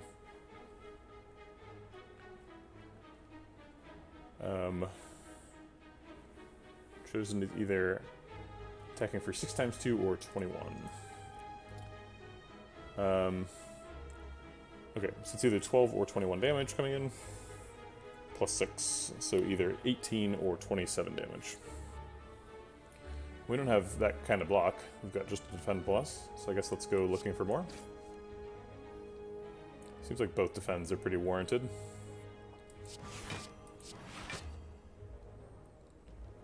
And then I guess I'll kill the, I'll just hold on to the riddle.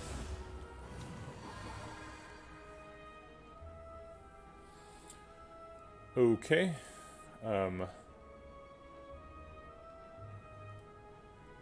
So we're weak, and Chosen's attacking.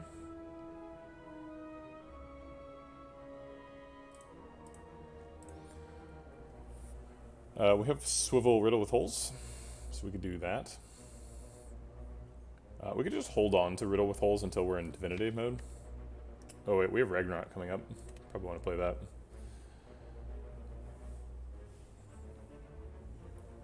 We can do the old Worship Headbutt trick, and then defend for 8. I think I like defending for 16 right now. We can just hold Worship until we have 5 Divinity.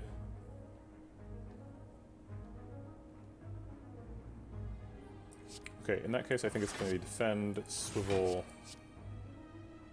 Riddle with Holes, Flying Knee.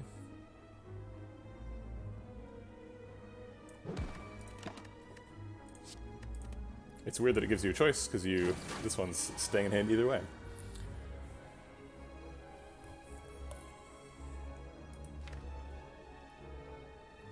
I think we third eye to get rid of some dazes, and then headbutt back a blocking card.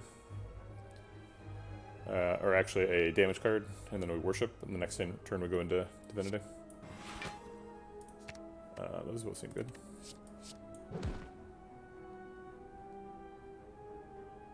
I guess Riddle with Holes is more damage than Dash in Divinity. So it's 15 is 45 versus 13. Are we going to be weak though? We are going to be weak. So the rounding for Riddle with Holes is kind of bad. Goes from 9 down to 6.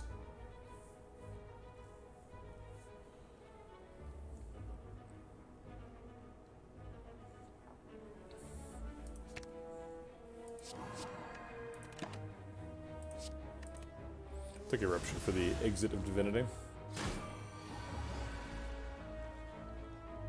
As though that's going to happen, we're clearly killing him. Okay. Wheel Kick's great. Yeah, Wheel Kick's pretty much exactly what we want. Get some card draw, get to worship faster, combo it with the 2 swivels. Excellent. It's upgraded. I'll take it. We'll go rest here. We gain 39 health and go to... oh, we go to full, I guess. We would try to go to 84. Miss out on a little bit. I don't think we're surviving this fight at 35, though. Not with Runic Dome. Oh, it's 74, not 84. My mistake. He's always summoning dudes on turn 1. So we could try and go into Eruption right now. It's probably not wise. Our only ways to get out of Eruption are Vigilance, which we're drawing approximately a quarter of the time, and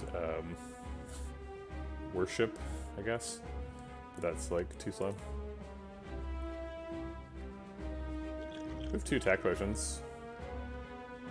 Maybe we can just survive it.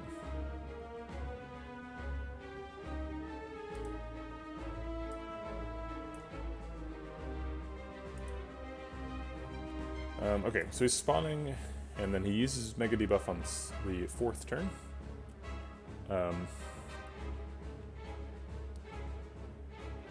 Okay, so he's probably doing Fireball next turn, which is 21 damage. And the Torch Heads are probably attacking for 7, because that's what they do. So if he hits us for 21, and they both hit us for 7, that is 28 plus 7 is 35. Times 2 is 70. Seems pretty lethal if we can't get out of it. We did 2 attack bots, so we can probably knock down a torch head, but I think it's just not worth it. Okay, so that was turn 1. This is turn 2. Probably getting attacked for 35. It looks like Swivel, Riddle with Holes, Flying Knee. Well, my plans is reasonable. Okay.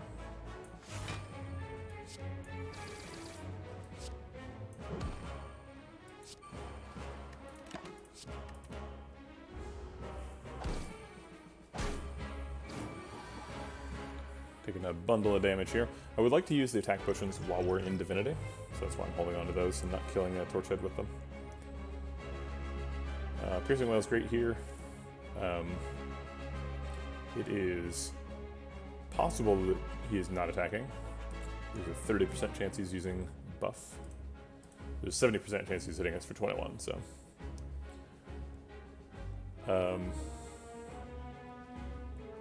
Let's Piercing Wail. And I guess Third Eye. We won't Worship, so we'll keep that. Hard to know which of these we need.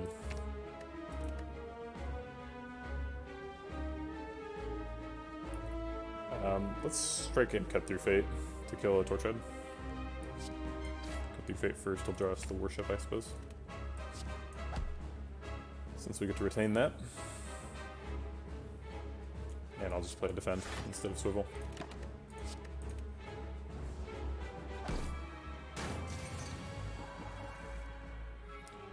Alright, next turn we get to go into Divinity, so we're probably holding on to Ragnarok for that. He has attacked twice in a row, so now he is guaranteed to be not attacking again. There is a Torchhead dead, so there's a 25% chance of spawning a Torchhead. Probably want to get this Torchhead close to 0, so that we can kill him right after he summons a new Torchhead. So let's do this and that. We can headbutt back something. We're probably going into Divinity next turn, so maybe the Consecrate would be good.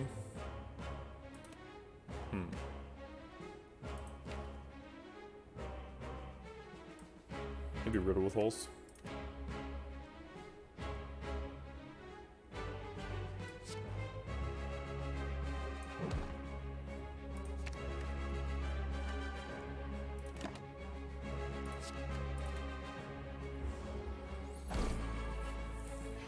Oh right, this is the 4th turn, so he's guaranteed to debuff. I forgot all about that. Well, going into Divinity on your big debuff turn is pretty unexciting. But if we don't do it, I mean, they're going to be on us for forever, right? It's for 5 turns. So we might as well get used to it. Okay, let's go into Divinity.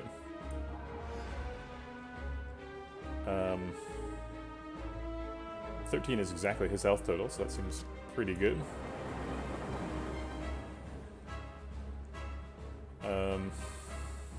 45 versus 30. 45 seems like a larger number. Not really a number expert, but I do know a couple of things.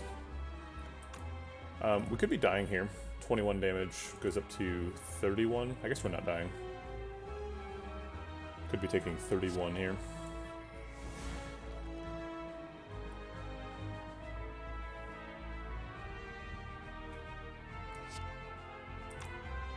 Huh. Why is Flying Knee so much less than Strike? I get that Strike is upgraded, but shouldn't Flying Knee do almost as much damage? It's like off by 10.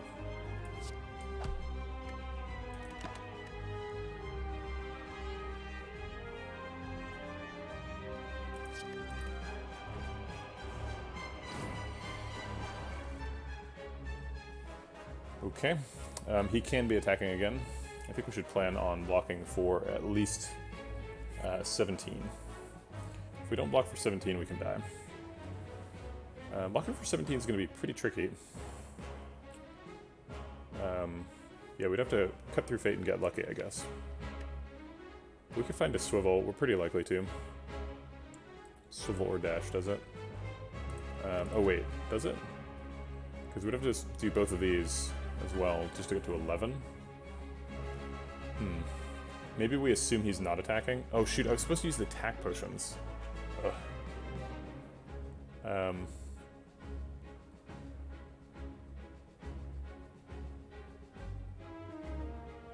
Crap.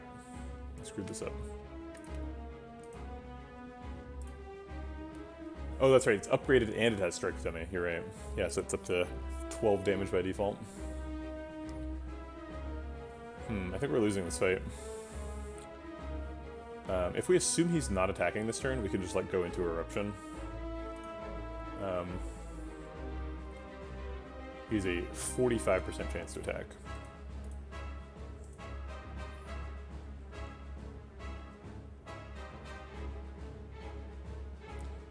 If he doesn't attack this turn and we survive going into Eruption, then Stone Calendar goes off the end of next turn, so we only need to do 85 damage. Seems like we're getting there if we go into Eruption right now. Alright, let's go for it. No way to know if this is a good idea or a bad idea, but...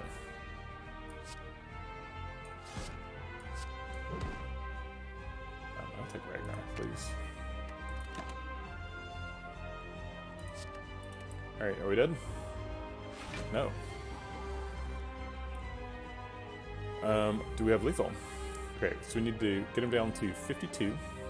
So we need to do 51 damage to him. He has 23 armor, so we need to do 74 damage total.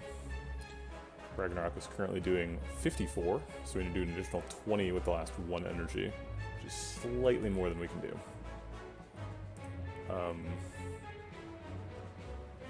Which seems like a problem. He cannot use buff twice in a row, so he is much more likely to use Fireball this turn. Maybe we can block for 17 this turn.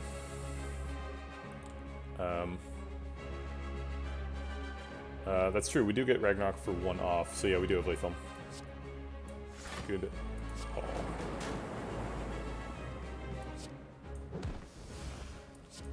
Okay, got him. Thanks, Stone Calendar. Reaper is not something Watcher normally has access to. Same with Unload. I love your name, Count Moo. That's fun. Divinity Reaper. What do we think about that? I feel like that gets a lot of health.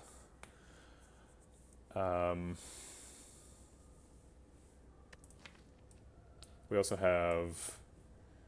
It's an expensive attack, so we get to cheat it out with... what's that card called? Swivel.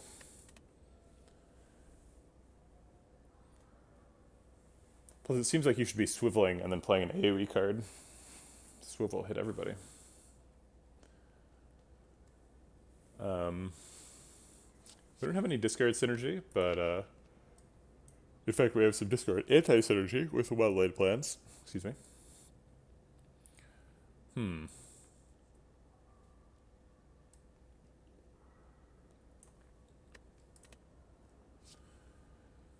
We're having trouble keeping our health up because of Runic Dome, so I think we take a Reaper. Simple as that. We could take more energy, or we could swap out all of our upgraded strikes and defense. Seems like a bad idea. If we take Curse Key, we have to take a Curse, because we don't have Sapphire Key yet. If we take a Fusion Hammer, what are we missing out on? Not too much. Upgraded Cut Through Fate would be nice. Upgraded Well-Laid Plans would be nice. Upgraded Eruption would be kinda nice. Yeah, I think we just take Fusion Hammer here. Pretty happy with that. Can we please have an X-Cost card? Also, I bought Chemical X at like the very first shop. Would really appreciate getting an X-Cost card at some point. We could go to 3 fights and 2 question marks before we do a fire and elite up the middle. Get an extra fire and an extra elite on the left. And then go to a shop right before Donudeka. Seems okay if we make it. I don't see a good alternative, so let's do it. Alright, this guy is on a clock. Let me look him up really quick just to make sure I know what the clock is.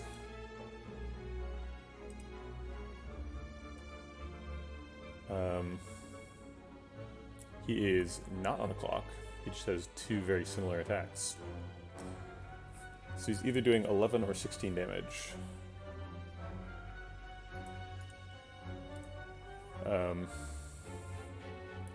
We can Worship Headbutt and Defend Plus.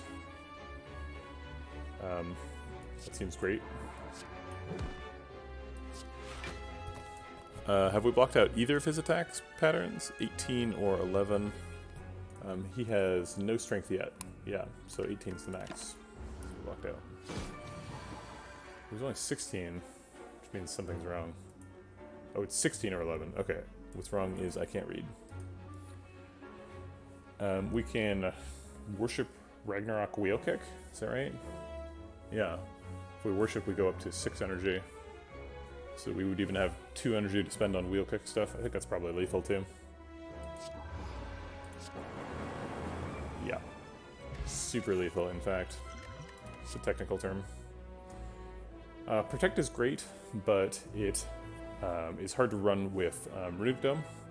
Collect is our first X-cost thing, and frustratingly, it is the one that we don't need, because we don't need more energy. We have tons of energy. We're a 5 energy deck with several energy manipulation cards. So I guess we just take the Protect Plus, just to have some more block.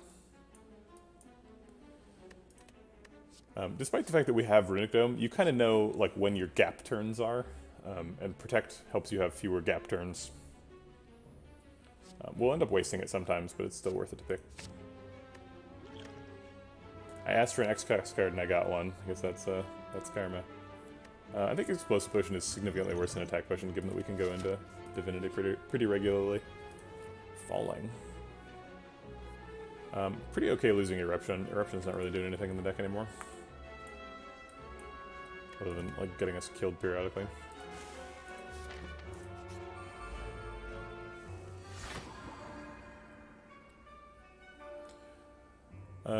Probably getting attacked for like 14 or something here. So we can play Defend, Ragnarok, Riddle with Holes, and pretty happy about that. Or we can just kill this guy. And then we're probably not taking damage. I guess if both are attacking, we're taking 4 or something, but I'm not miracling out a Defend to react to that.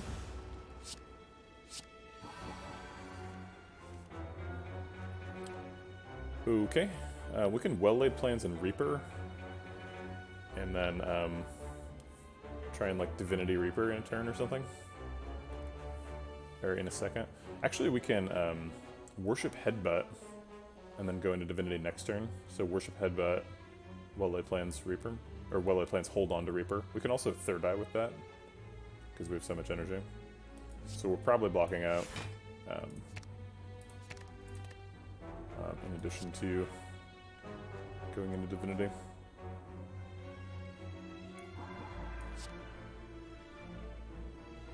How much is this going to do? It's going to do 12 AoE.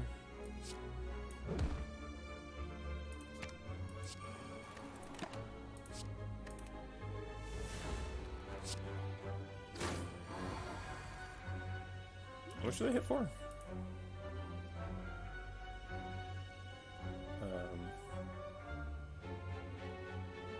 Because I thought they hit for 7. No, they hit for 13 apparently. I don't know where I got 7 from. Okay. Well, we can still heal back to pretty much full here. Probably is full. Yeah, it's full. Great. I'll take it. Inflame is a card. Sands of Time is something we can make cost 0. Works pretty well with Divinity form. Inflame is good because it strength scales Ragnarok, and all strength scaling is tripled in Divinity form. I believe Inflame Divinity form Ragnarok is a damage cap turn, probably. So that turns into 8 times 6, which is 24 times 6. 24 times 6 is... No, it's actually not a damage cap. It's like 150. But it's, you know, it's most of a damage cap. So that strength ends up getting multiplied by 6 times 3, so it's multiplied by 18. So it's 36 strength. Or 36 damage from one power that you played a couple turns ago. I think both Inflame and Sands of Time are better than Skip, given the energy, the swivel-like situation with Sands of Time. Plus, Sands of Time just does 60 damage when you're in Divinity form, and it retains, so it waits around for Divinity form to come. Hi, 0% Sneaky.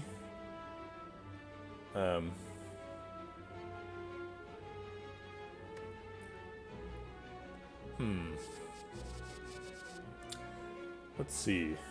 Inflame makes us hit harder, Sands of Time makes us hit more reliably. We have Reaper, so maybe we're more interested in hitting harder. We also have Ragnarok and Riddle with Holes, which both get crazy strength scaling, so I think we're going with Inflame. makes the deck less clunky overall. It's a pretty expensive mask. We're pretty weak on turn 1.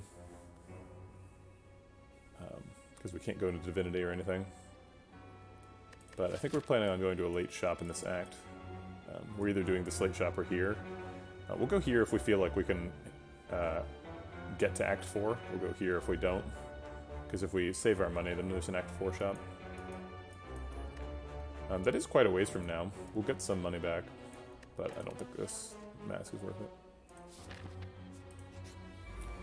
Alright, last Act 3 fight for quite a while. It's going to be Fire Elite, Fire Elite. Until pretty much the end. 2 more question marks. He is always debuffing on turn 1, right? Spire growth. No, it's 50-50. So he's either smashing or constricting. So we might need to block for 25.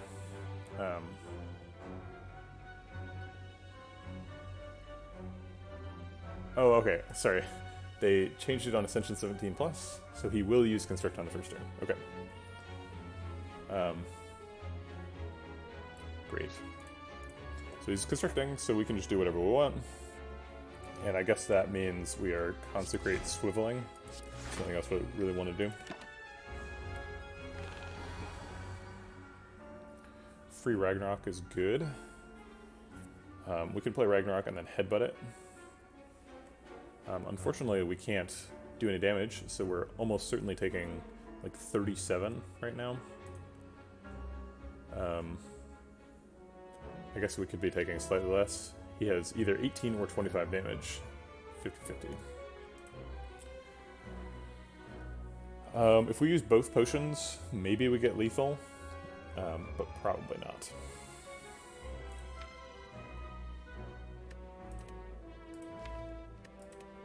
Gross. Okay.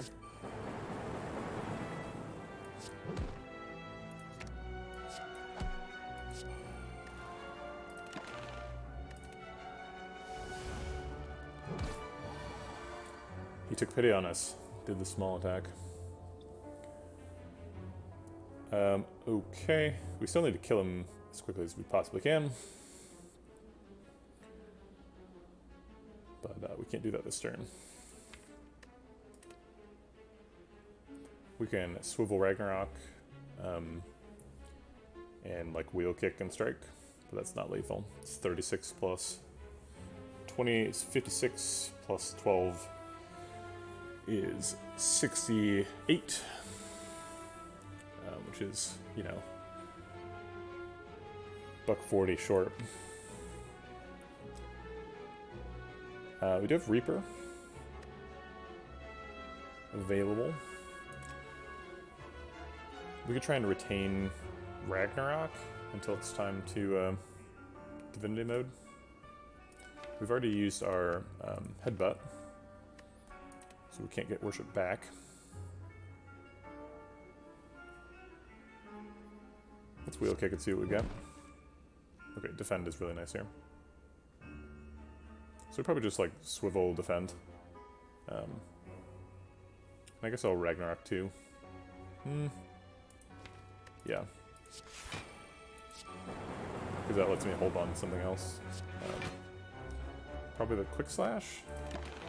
Not sure what we're hoping for with Quick Slash, but... Yikes.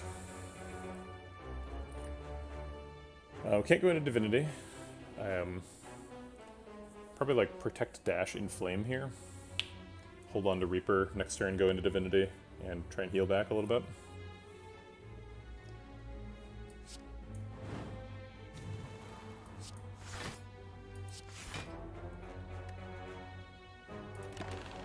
We can't be dead, but he can still hit us. Yep, he did. Okay, so we can Worship and get some strength back, some health back now, which we badly need. And then kill him with the Riddle. We keep holding on to those attack potions, and we keep finding other potions that we would like to like to play. I think block potion is... Ah, man. Is block potion better than attack potion with Runic Dome? I think it is. For the same reason as Protect Plus. This is a pick. I don't think we take Cut Through Fate, though. We'll go skip here. Okay. I'm glad they took some healing.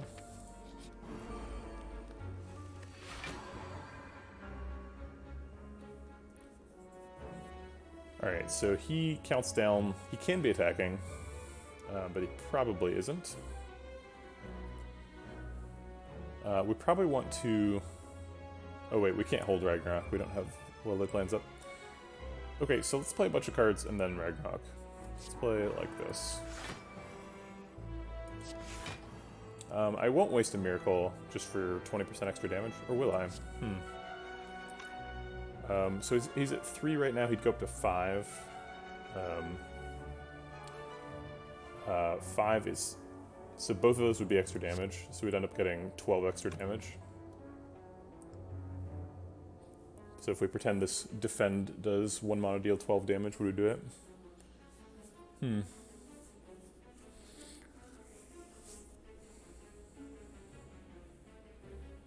No, I don't think so. We've got 520 health to chew through.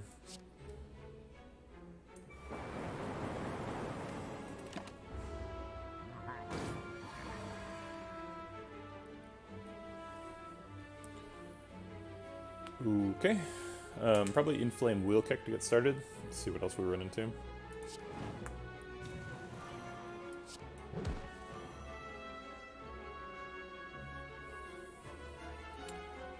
We want to go in ascending order of damage, and we probably want to play Consecrate, Flying Knee, Carve Reality. I guess in that order.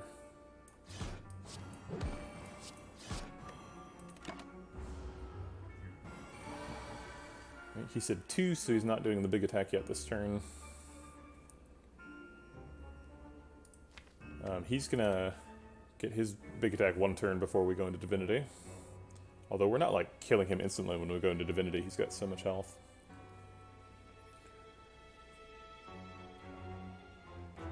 Piercing Wail's not very good in the fight, so we'll just use it now for a slow trigger. I guess we just, like, strike, swivel, dash.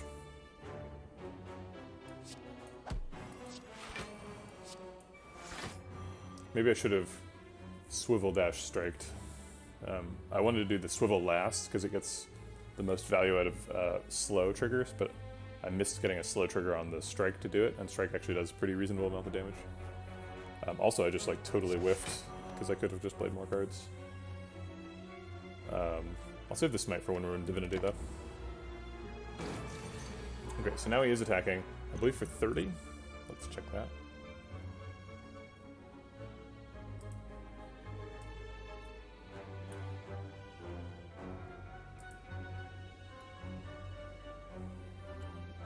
No, it's for 40 plus T. T starts at 0, increases every time that attack is used. Okay. So it's 40.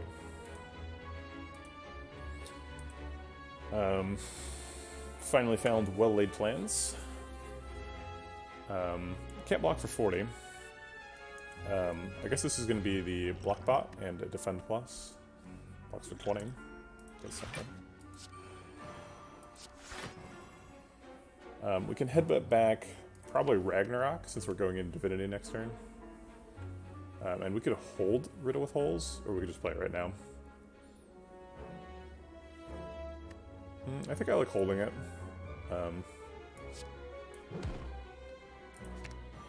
It gets 30 damage right now. Yeah, it'll get way more than that in Divinity next turn. Okay.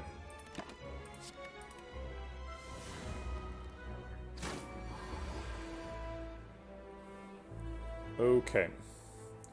So we're always going to Miracle this turn, I think. Let's see, we've got 8 energy. Do we need 9? So we can Quick Slash and Cut Through Fate to shuffle and draw.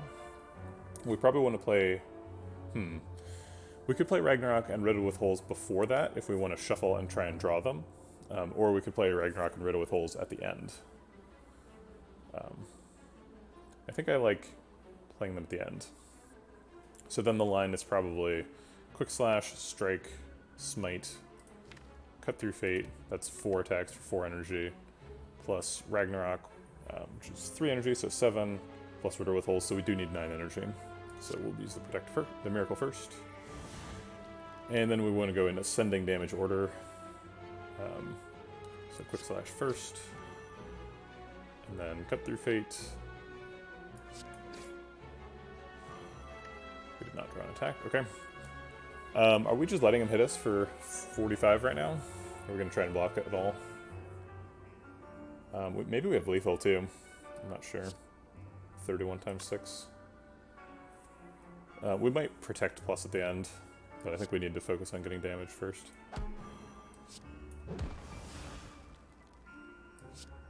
Yeah, I think we probably have lethal. This is like 100 damage. Yeah. Okay. Not too bad. Mummified Hand, huh?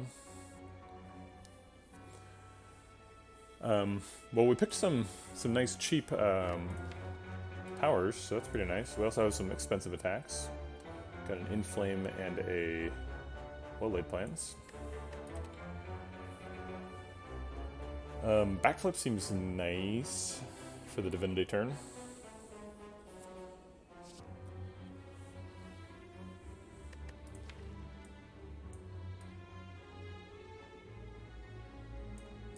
We just don't have very much block at all. We're pretty much reliant on those swivels. Third Eye, Piercing Whale. I guess we get Third Eye, Piercing Whale, and Protect. 2 swivels. Dash. We don't have nothing. Backflip would be nice though. Okay, I think we have to either... I think we recall here. Yeah. I mean, we're going to be forced to rest to the next one, so... Molten Egg is pretty useless, so it's a good thing it's a Sapphire key. It's probably pretty useless. It's possible. It's extremely useful. Who knows? Are we fighting another elite? We don't have to. We could fight 2 hallway fights instead. I'm fine fighting another elite. Reptomancer. Reptomancer is always summoning on turn 1 and always attacking on turn 2, I believe. Actually, is she always attacking on turn 2? No. Turn 2 is just random.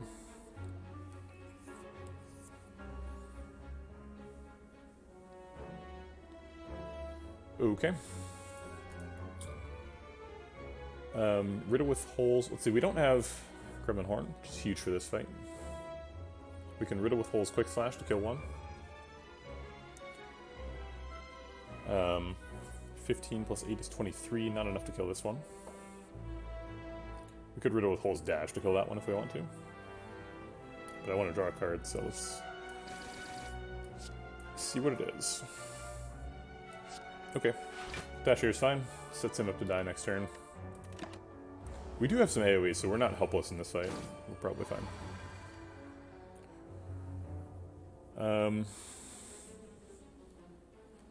Alright, we kind of need Ragnarok to hit this dagger. Oh wait, we can just kill that dagger with Strike. If Ragnarok doesn't do it. In fact, I don't want to use 2 Ragnarok charges, so I'm going to strike him preemptively. We could Well-Laid Plans and just hold the Ragnarok. Well-Laid Plans defend Carve. And probably use the Smite as well. Carve Smite blocks for 9 because it kills this dagger. Reptomancer can be attacking now. She can be attacking for 16 times 2 or 34. So like approximately 32 either way. These daggers are both hitting for 9. So since one of them's surviving, it's like 41 damage. It's like half my health, just casually, because it's Reptomancer.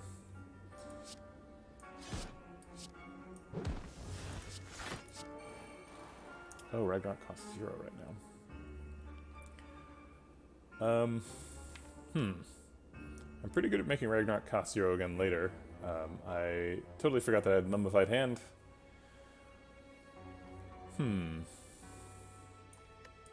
So Ragnarok can kill this dagger. It's not very likely to, though. It's only 36 damage. We'd have to hit him with with 4 attacks. So it's like 40% chance or something. 40% chance of blocking for 9 is still like, you know, 3 point something damage. Which is okay. We could attack pot too and probably finish it off. Let's see where that damage lands. Attack pot for 12 is less likely. But I think I'll give it a shot. Hey, it did it. Alright, well that's good.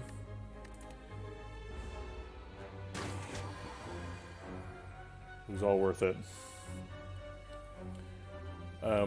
Consecrate came up at the wrong time here. That's too bad. Oh, we can hold on to it until she summons daggers. Does she have a 100% chance to summon daggers when there's none? No. She only changes her moveset if she's got two or more daggers, or if she has 4 daggers. Okay. I think we're probably want to worship and wheel kick and see where we're at. Actually, let's wheel kick first. Draw first. What a concept. We can worship and hold on to it until it's time to Reaper. Reaper's not really enough damage to kill daggers because they have like 20-ish health and it does like 12 damage. We could totally have swivel wheel kicked. That's reasonable. Would have just been 8 extra block. That's probably correct. I think that given the situation I'm in right now, I'll probably just like swivel at the end of the turn. Or maybe swivel at Reaper or something. I guess maybe I'll just like swivel Reaper defend, hold on to Consecrate. It would be really nice to... I can only hold on to 1 of Consecrate or Reaper, and I'd rather hold on to Consecrate, because it actually kills daggers in Divinity mode. So I'll just use Reaper now. This way they don't affect, it only heals for 4.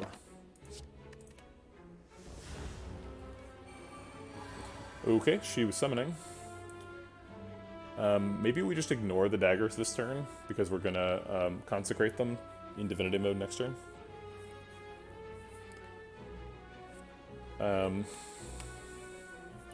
Let's see what the decost from Inflame hits and plan around that. Vigilance was my favorite target. So that means we're going to have a ton of energy next turn.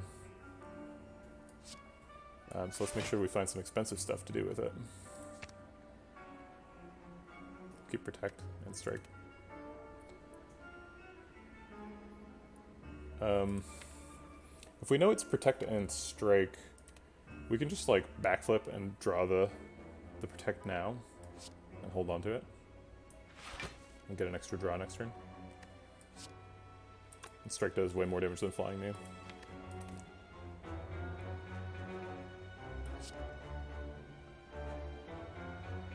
We're also going to combo Worship and Headbutt next turn.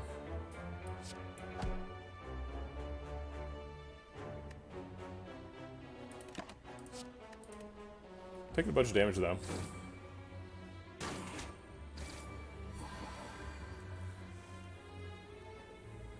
Okay, Ragnarok decided to come out and play. That's nice. So we'll go Divinity, kill all the daggers, and then Ragnarok's probably lethal. Yeah. Okay. Ooh, Cloak Clasp. That's quite a card.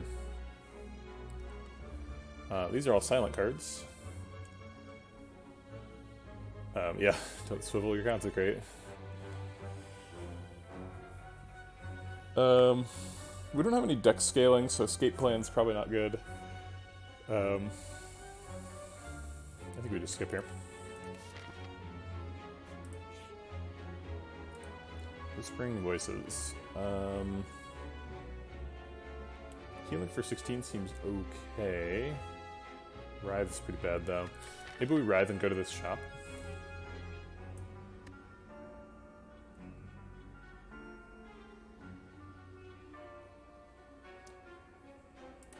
I feel like we can win against the boss though, which means maybe we should go up the middle, get an extra question mark, and save the money for the Act 4 shop, which we can't avoid.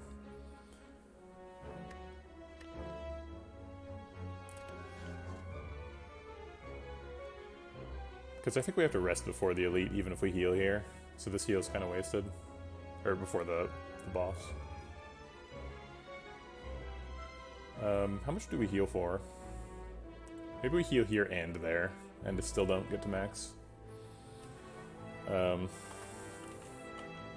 We heal for 82 times 0.3 is 24 plus 15. So we heal for 39. And we go to 71. So if we heal for 16, we do overheal a little bit. But if we lose 4 max HP, then we heal for 78 times 23, which is 23, so we lose a healing too.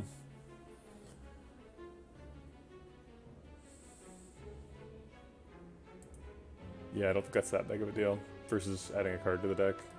We just don't have enough draw to maintain adding a ton of bad cards to the deck. We've got a little bit more now than we used to with the backflip and the... where's that card? Oh, wheel kick. I think I'll still retrace. Oh.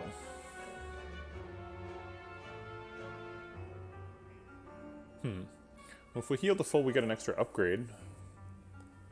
What do we do with the upgrade?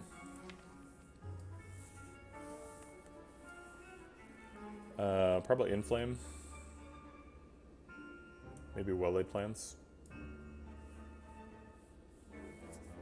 Both of those seem really good. Also, we're currently healing for what? 23 plus 15 is 38. So we'd heal to 70. So we are actually losing... this is slightly less than we would heal to otherwise. We're losing 6 HP to get the upgrade.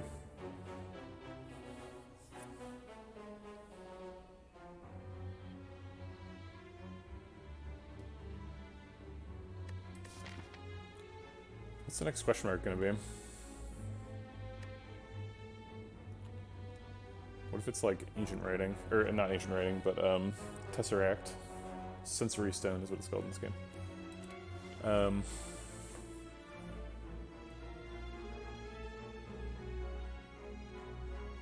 I think I'll take the current HP. 64 is not too bad. Ah, it's a fight. Okay, well this guy is on a timer, so we gotta go look him up. I keep doing this where I pick like, I keep doing Watcher runs where I pick Runicdom and then it takes 17 hours to do the run. So I have to figure out everything. Okay, so it is... so he starts at 40. And then goes up by 10 each turn. So this is the 40 damage turn.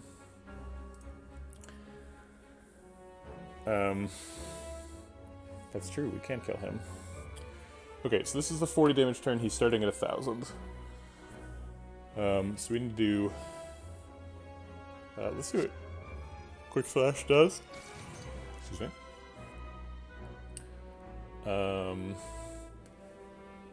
Okay, so already blocked for 38, or sorry, 18. We can block for an additional 20, which brings us up to 38, and then we can just strike for block out. But we can cut through Fate instead to look for something that we can retain. Or we could cut through Fate, strike, swivel, and save the 0 cost for next turn. That seems reasonable. Because strike blocks for as much as vigilance anyway. We don't really need either of those in this fight. Drat. There's Ragnarok.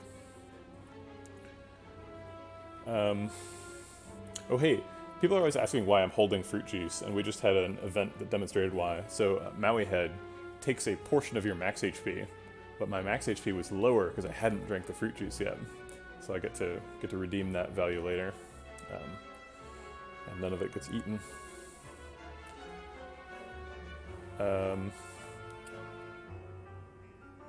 I guess Ragnarok just blocks out by itself, but then we don't get the swivel for next turn. Actually, we don't need Ragnarok to block out this turn. I think we're just wasting Ragnarok.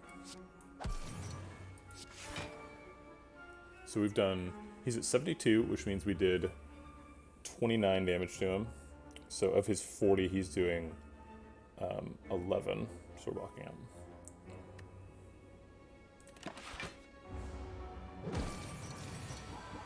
Okay. Oh wait, you can see on this counter how much he's been decosted, so that's very helpful. Glad that I saw that. Okay, so let's wheel kick first, see what we're drawing. He is attacking for 50 this turn. So we need to get that number up to 50. Seems pretty easy this turn. So maybe we can let a swivel ride for next round.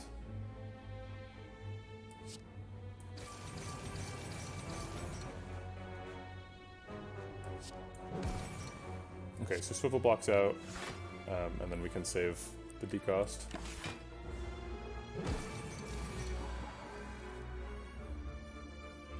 Well-laid plans is not what I was hoping to land swivel on. He's attacking for 70 now. We are struggling to keep up. Okay. Well, let's do that and get back... oh shit, I wanted to get back Worship. Oh god. I guess I'll take back Ragnarok.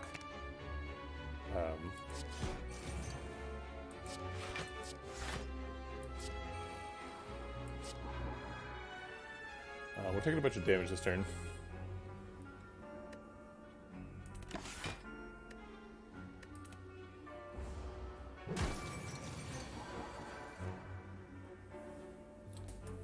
Okay, so this turn it's 70. Last turn was 60. So Ragnarok blocks for 36, which is not as high as 70, turns out.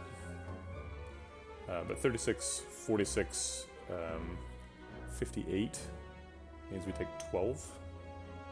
That's still not as high as 70. We could smite to block out.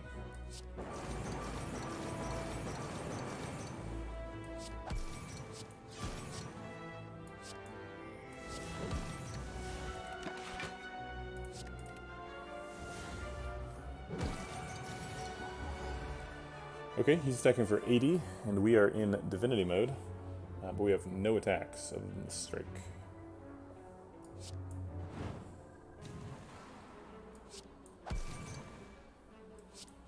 But maybe we don't need attacks?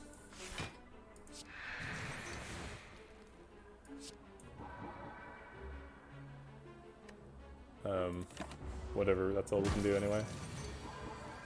Okay, so now he's attacking for 100 or is it 90? Shoot, I can never remember.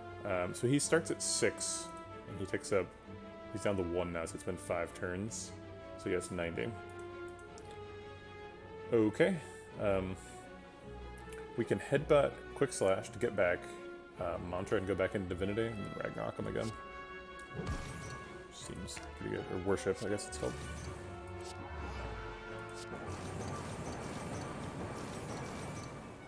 Pretty sure he's not hitting for 165.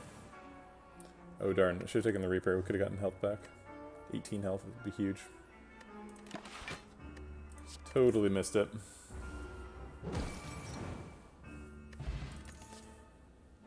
Rats.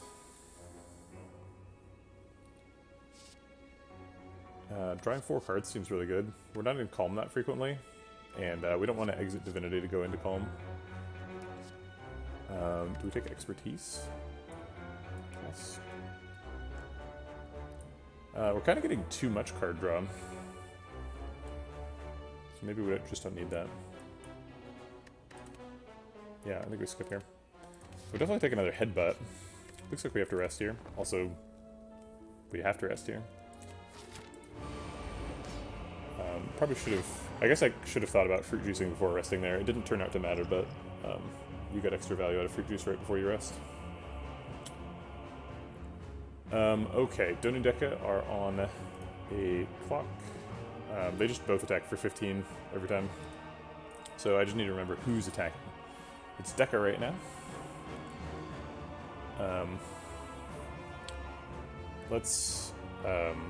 I want these powers to decost wheel kick.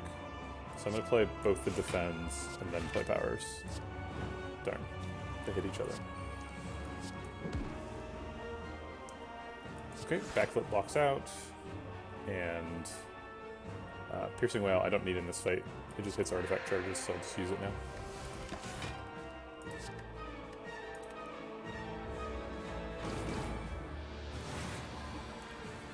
Okay, 15 times 3 has become 18 times 3.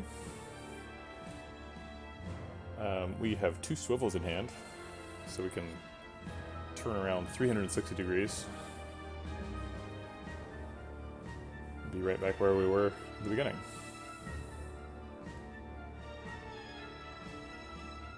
Swivel Dash, Swivel Ragnarok seems like the play, and then maybe Miracle Out Vigilance. So we're blocking for 16 plus 13 is 29.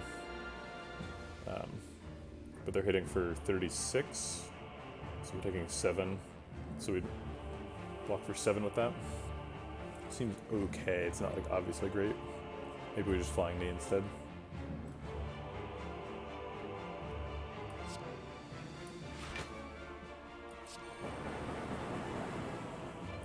Yeah, Ragnarok is not very impressive in this fight, unfortunately. Just does whatever it wants. Maybe we just Flying Knee and get that energy next turn.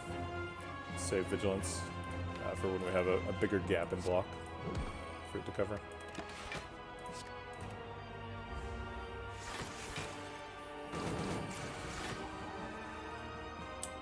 It was only... Do they only attack for 12? I was just wrong, wasn't I?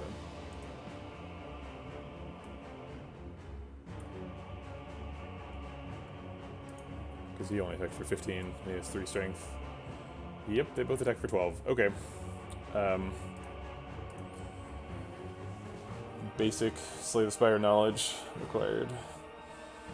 Okay, so now they're attacking for 15. AKA 30, because they're attacking twice. So I can block for 28, mostly block out. And then, can I get through the plated armor? Yes. So let's do that first, so we see what the draw is. And then we could try and save the protect, but I don't think I want to. This is back to Donu attacking.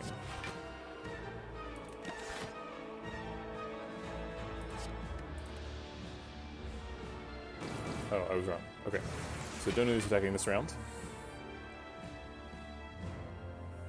We should play Worship this round, because then next round we're shuffling. Ooh, actually, we shouldn't play Worship, because then we can play Worship Headbutt. So we're going into Divinity next round, so we should get a Smite. That seems nice. And then I guess we should Third Eye. And get rid of nothing. These are all good.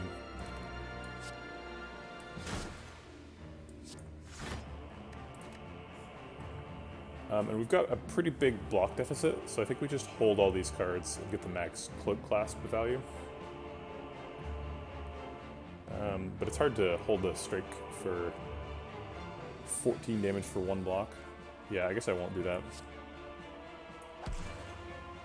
Gets a plated armor too.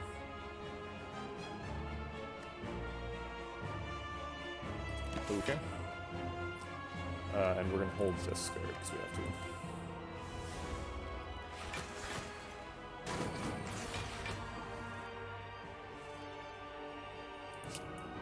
Okay, we go into Divinity, gets us a ton of energy. We put back the Divinity. And then we can draw it and play it again if we want to. We're always doing this. 45 seems like a lot. Okay, Donu down. I guess let's backflip. Shoot, I forgot who was attacking this turn. I think it's Deka. So we need to block for 18, 36 rather. So we probably want to play both of these.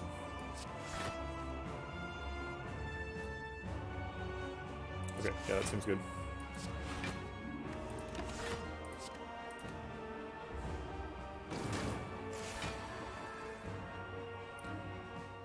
Okay, he's not attacking this turn, so we've got some time to set up, or just do damage. I'll take a wheel kick, thank you.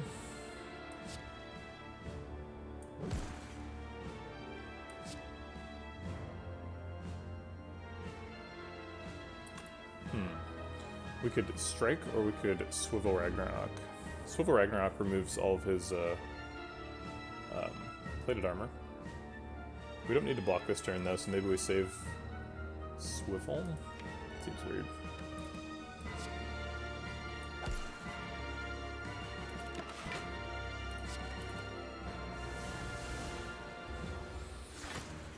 He can't buff himself anymore, so we just need to block for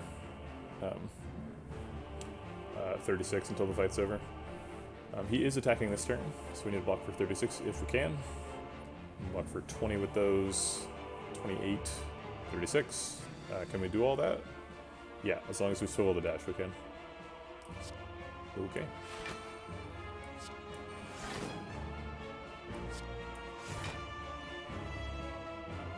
He is not attacking next turn, so we don't need that. Let's take the damage stuff. And some energy next turn, I suppose.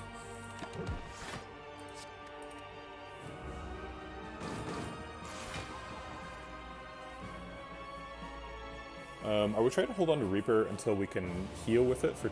how much do we get now? We get 18 health. Seems pretty good. Seems like we should try to do that. So, okay, so now the goal is to keep his armor under control and don't kill him until we are in Divinity in 2 turns. This is not an attack turn. I wish I had an upgraded... what's that card called? Well-laid plans, because then I could hold on to the Reaper and the Vigilance, but I can't. If it hits us for 36 and we're just like totally shields down, he does kill us. Although we have a free choice to save ourselves at 5 health.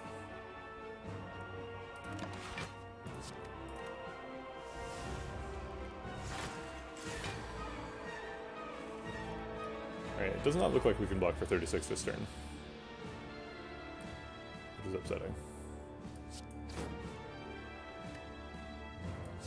Maybe we can find it?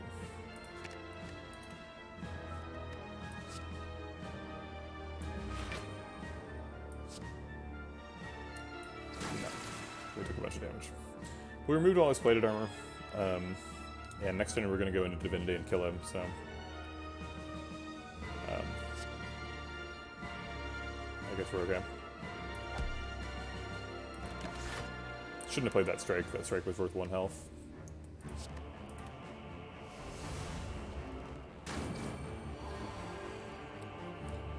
Okay, so now we go into Worship, and we Reaper, get back some of that health, and then we do whatever else to kill him. Okay. Next boss, please. Okay. Now we get to find out if Awakened One kills us. How exciting. Let's pull up Awakened One. He attacks for like 20 on turn 1. Always begins with slash. Yep, just 20. Okay, these guys are both buffing, so they're not attacking. We could just block out with defense, and I guess put a strike in.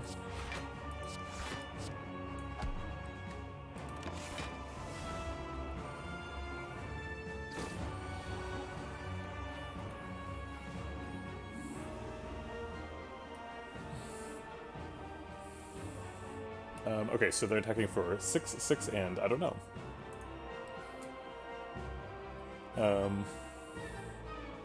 75% chance to slash. Okay.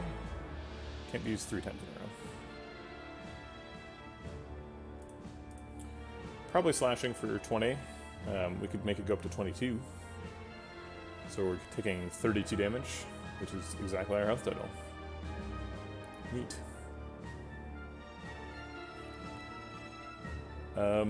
We could Inflame Reaper to raise our health total a little bit. Inflame also decosts something. If we play Carve Reality, then it's... No, we can't guarantee that it's one of the 2 cost things, because Carve Reality creates a smite. We'd have to play Carve Reality and smite, and then Inflame. But then we're missing out on 4 damage. Maybe we're willing to miss out on 4 damage to get that.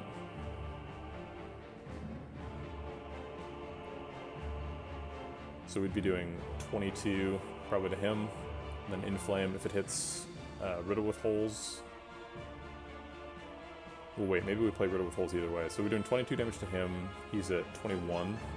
This would do 25 damage, so it would kill him. That seems okay.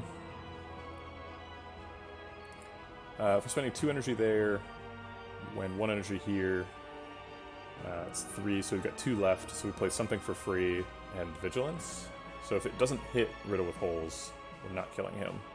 But then we're Reapering everyone for 6 health and healing for 18, so I think we'll survive.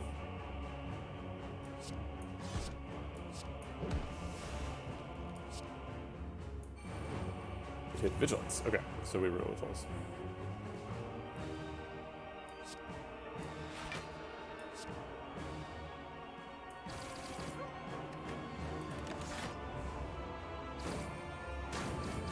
Oh, Soul Strike. Well, I guess that was possible too. Just 25% chance of Soul Strike. Darn. Well, we still haven't killed the heart with one of these combo classes, but that one was pretty close. Runic Dome kind of killed us there.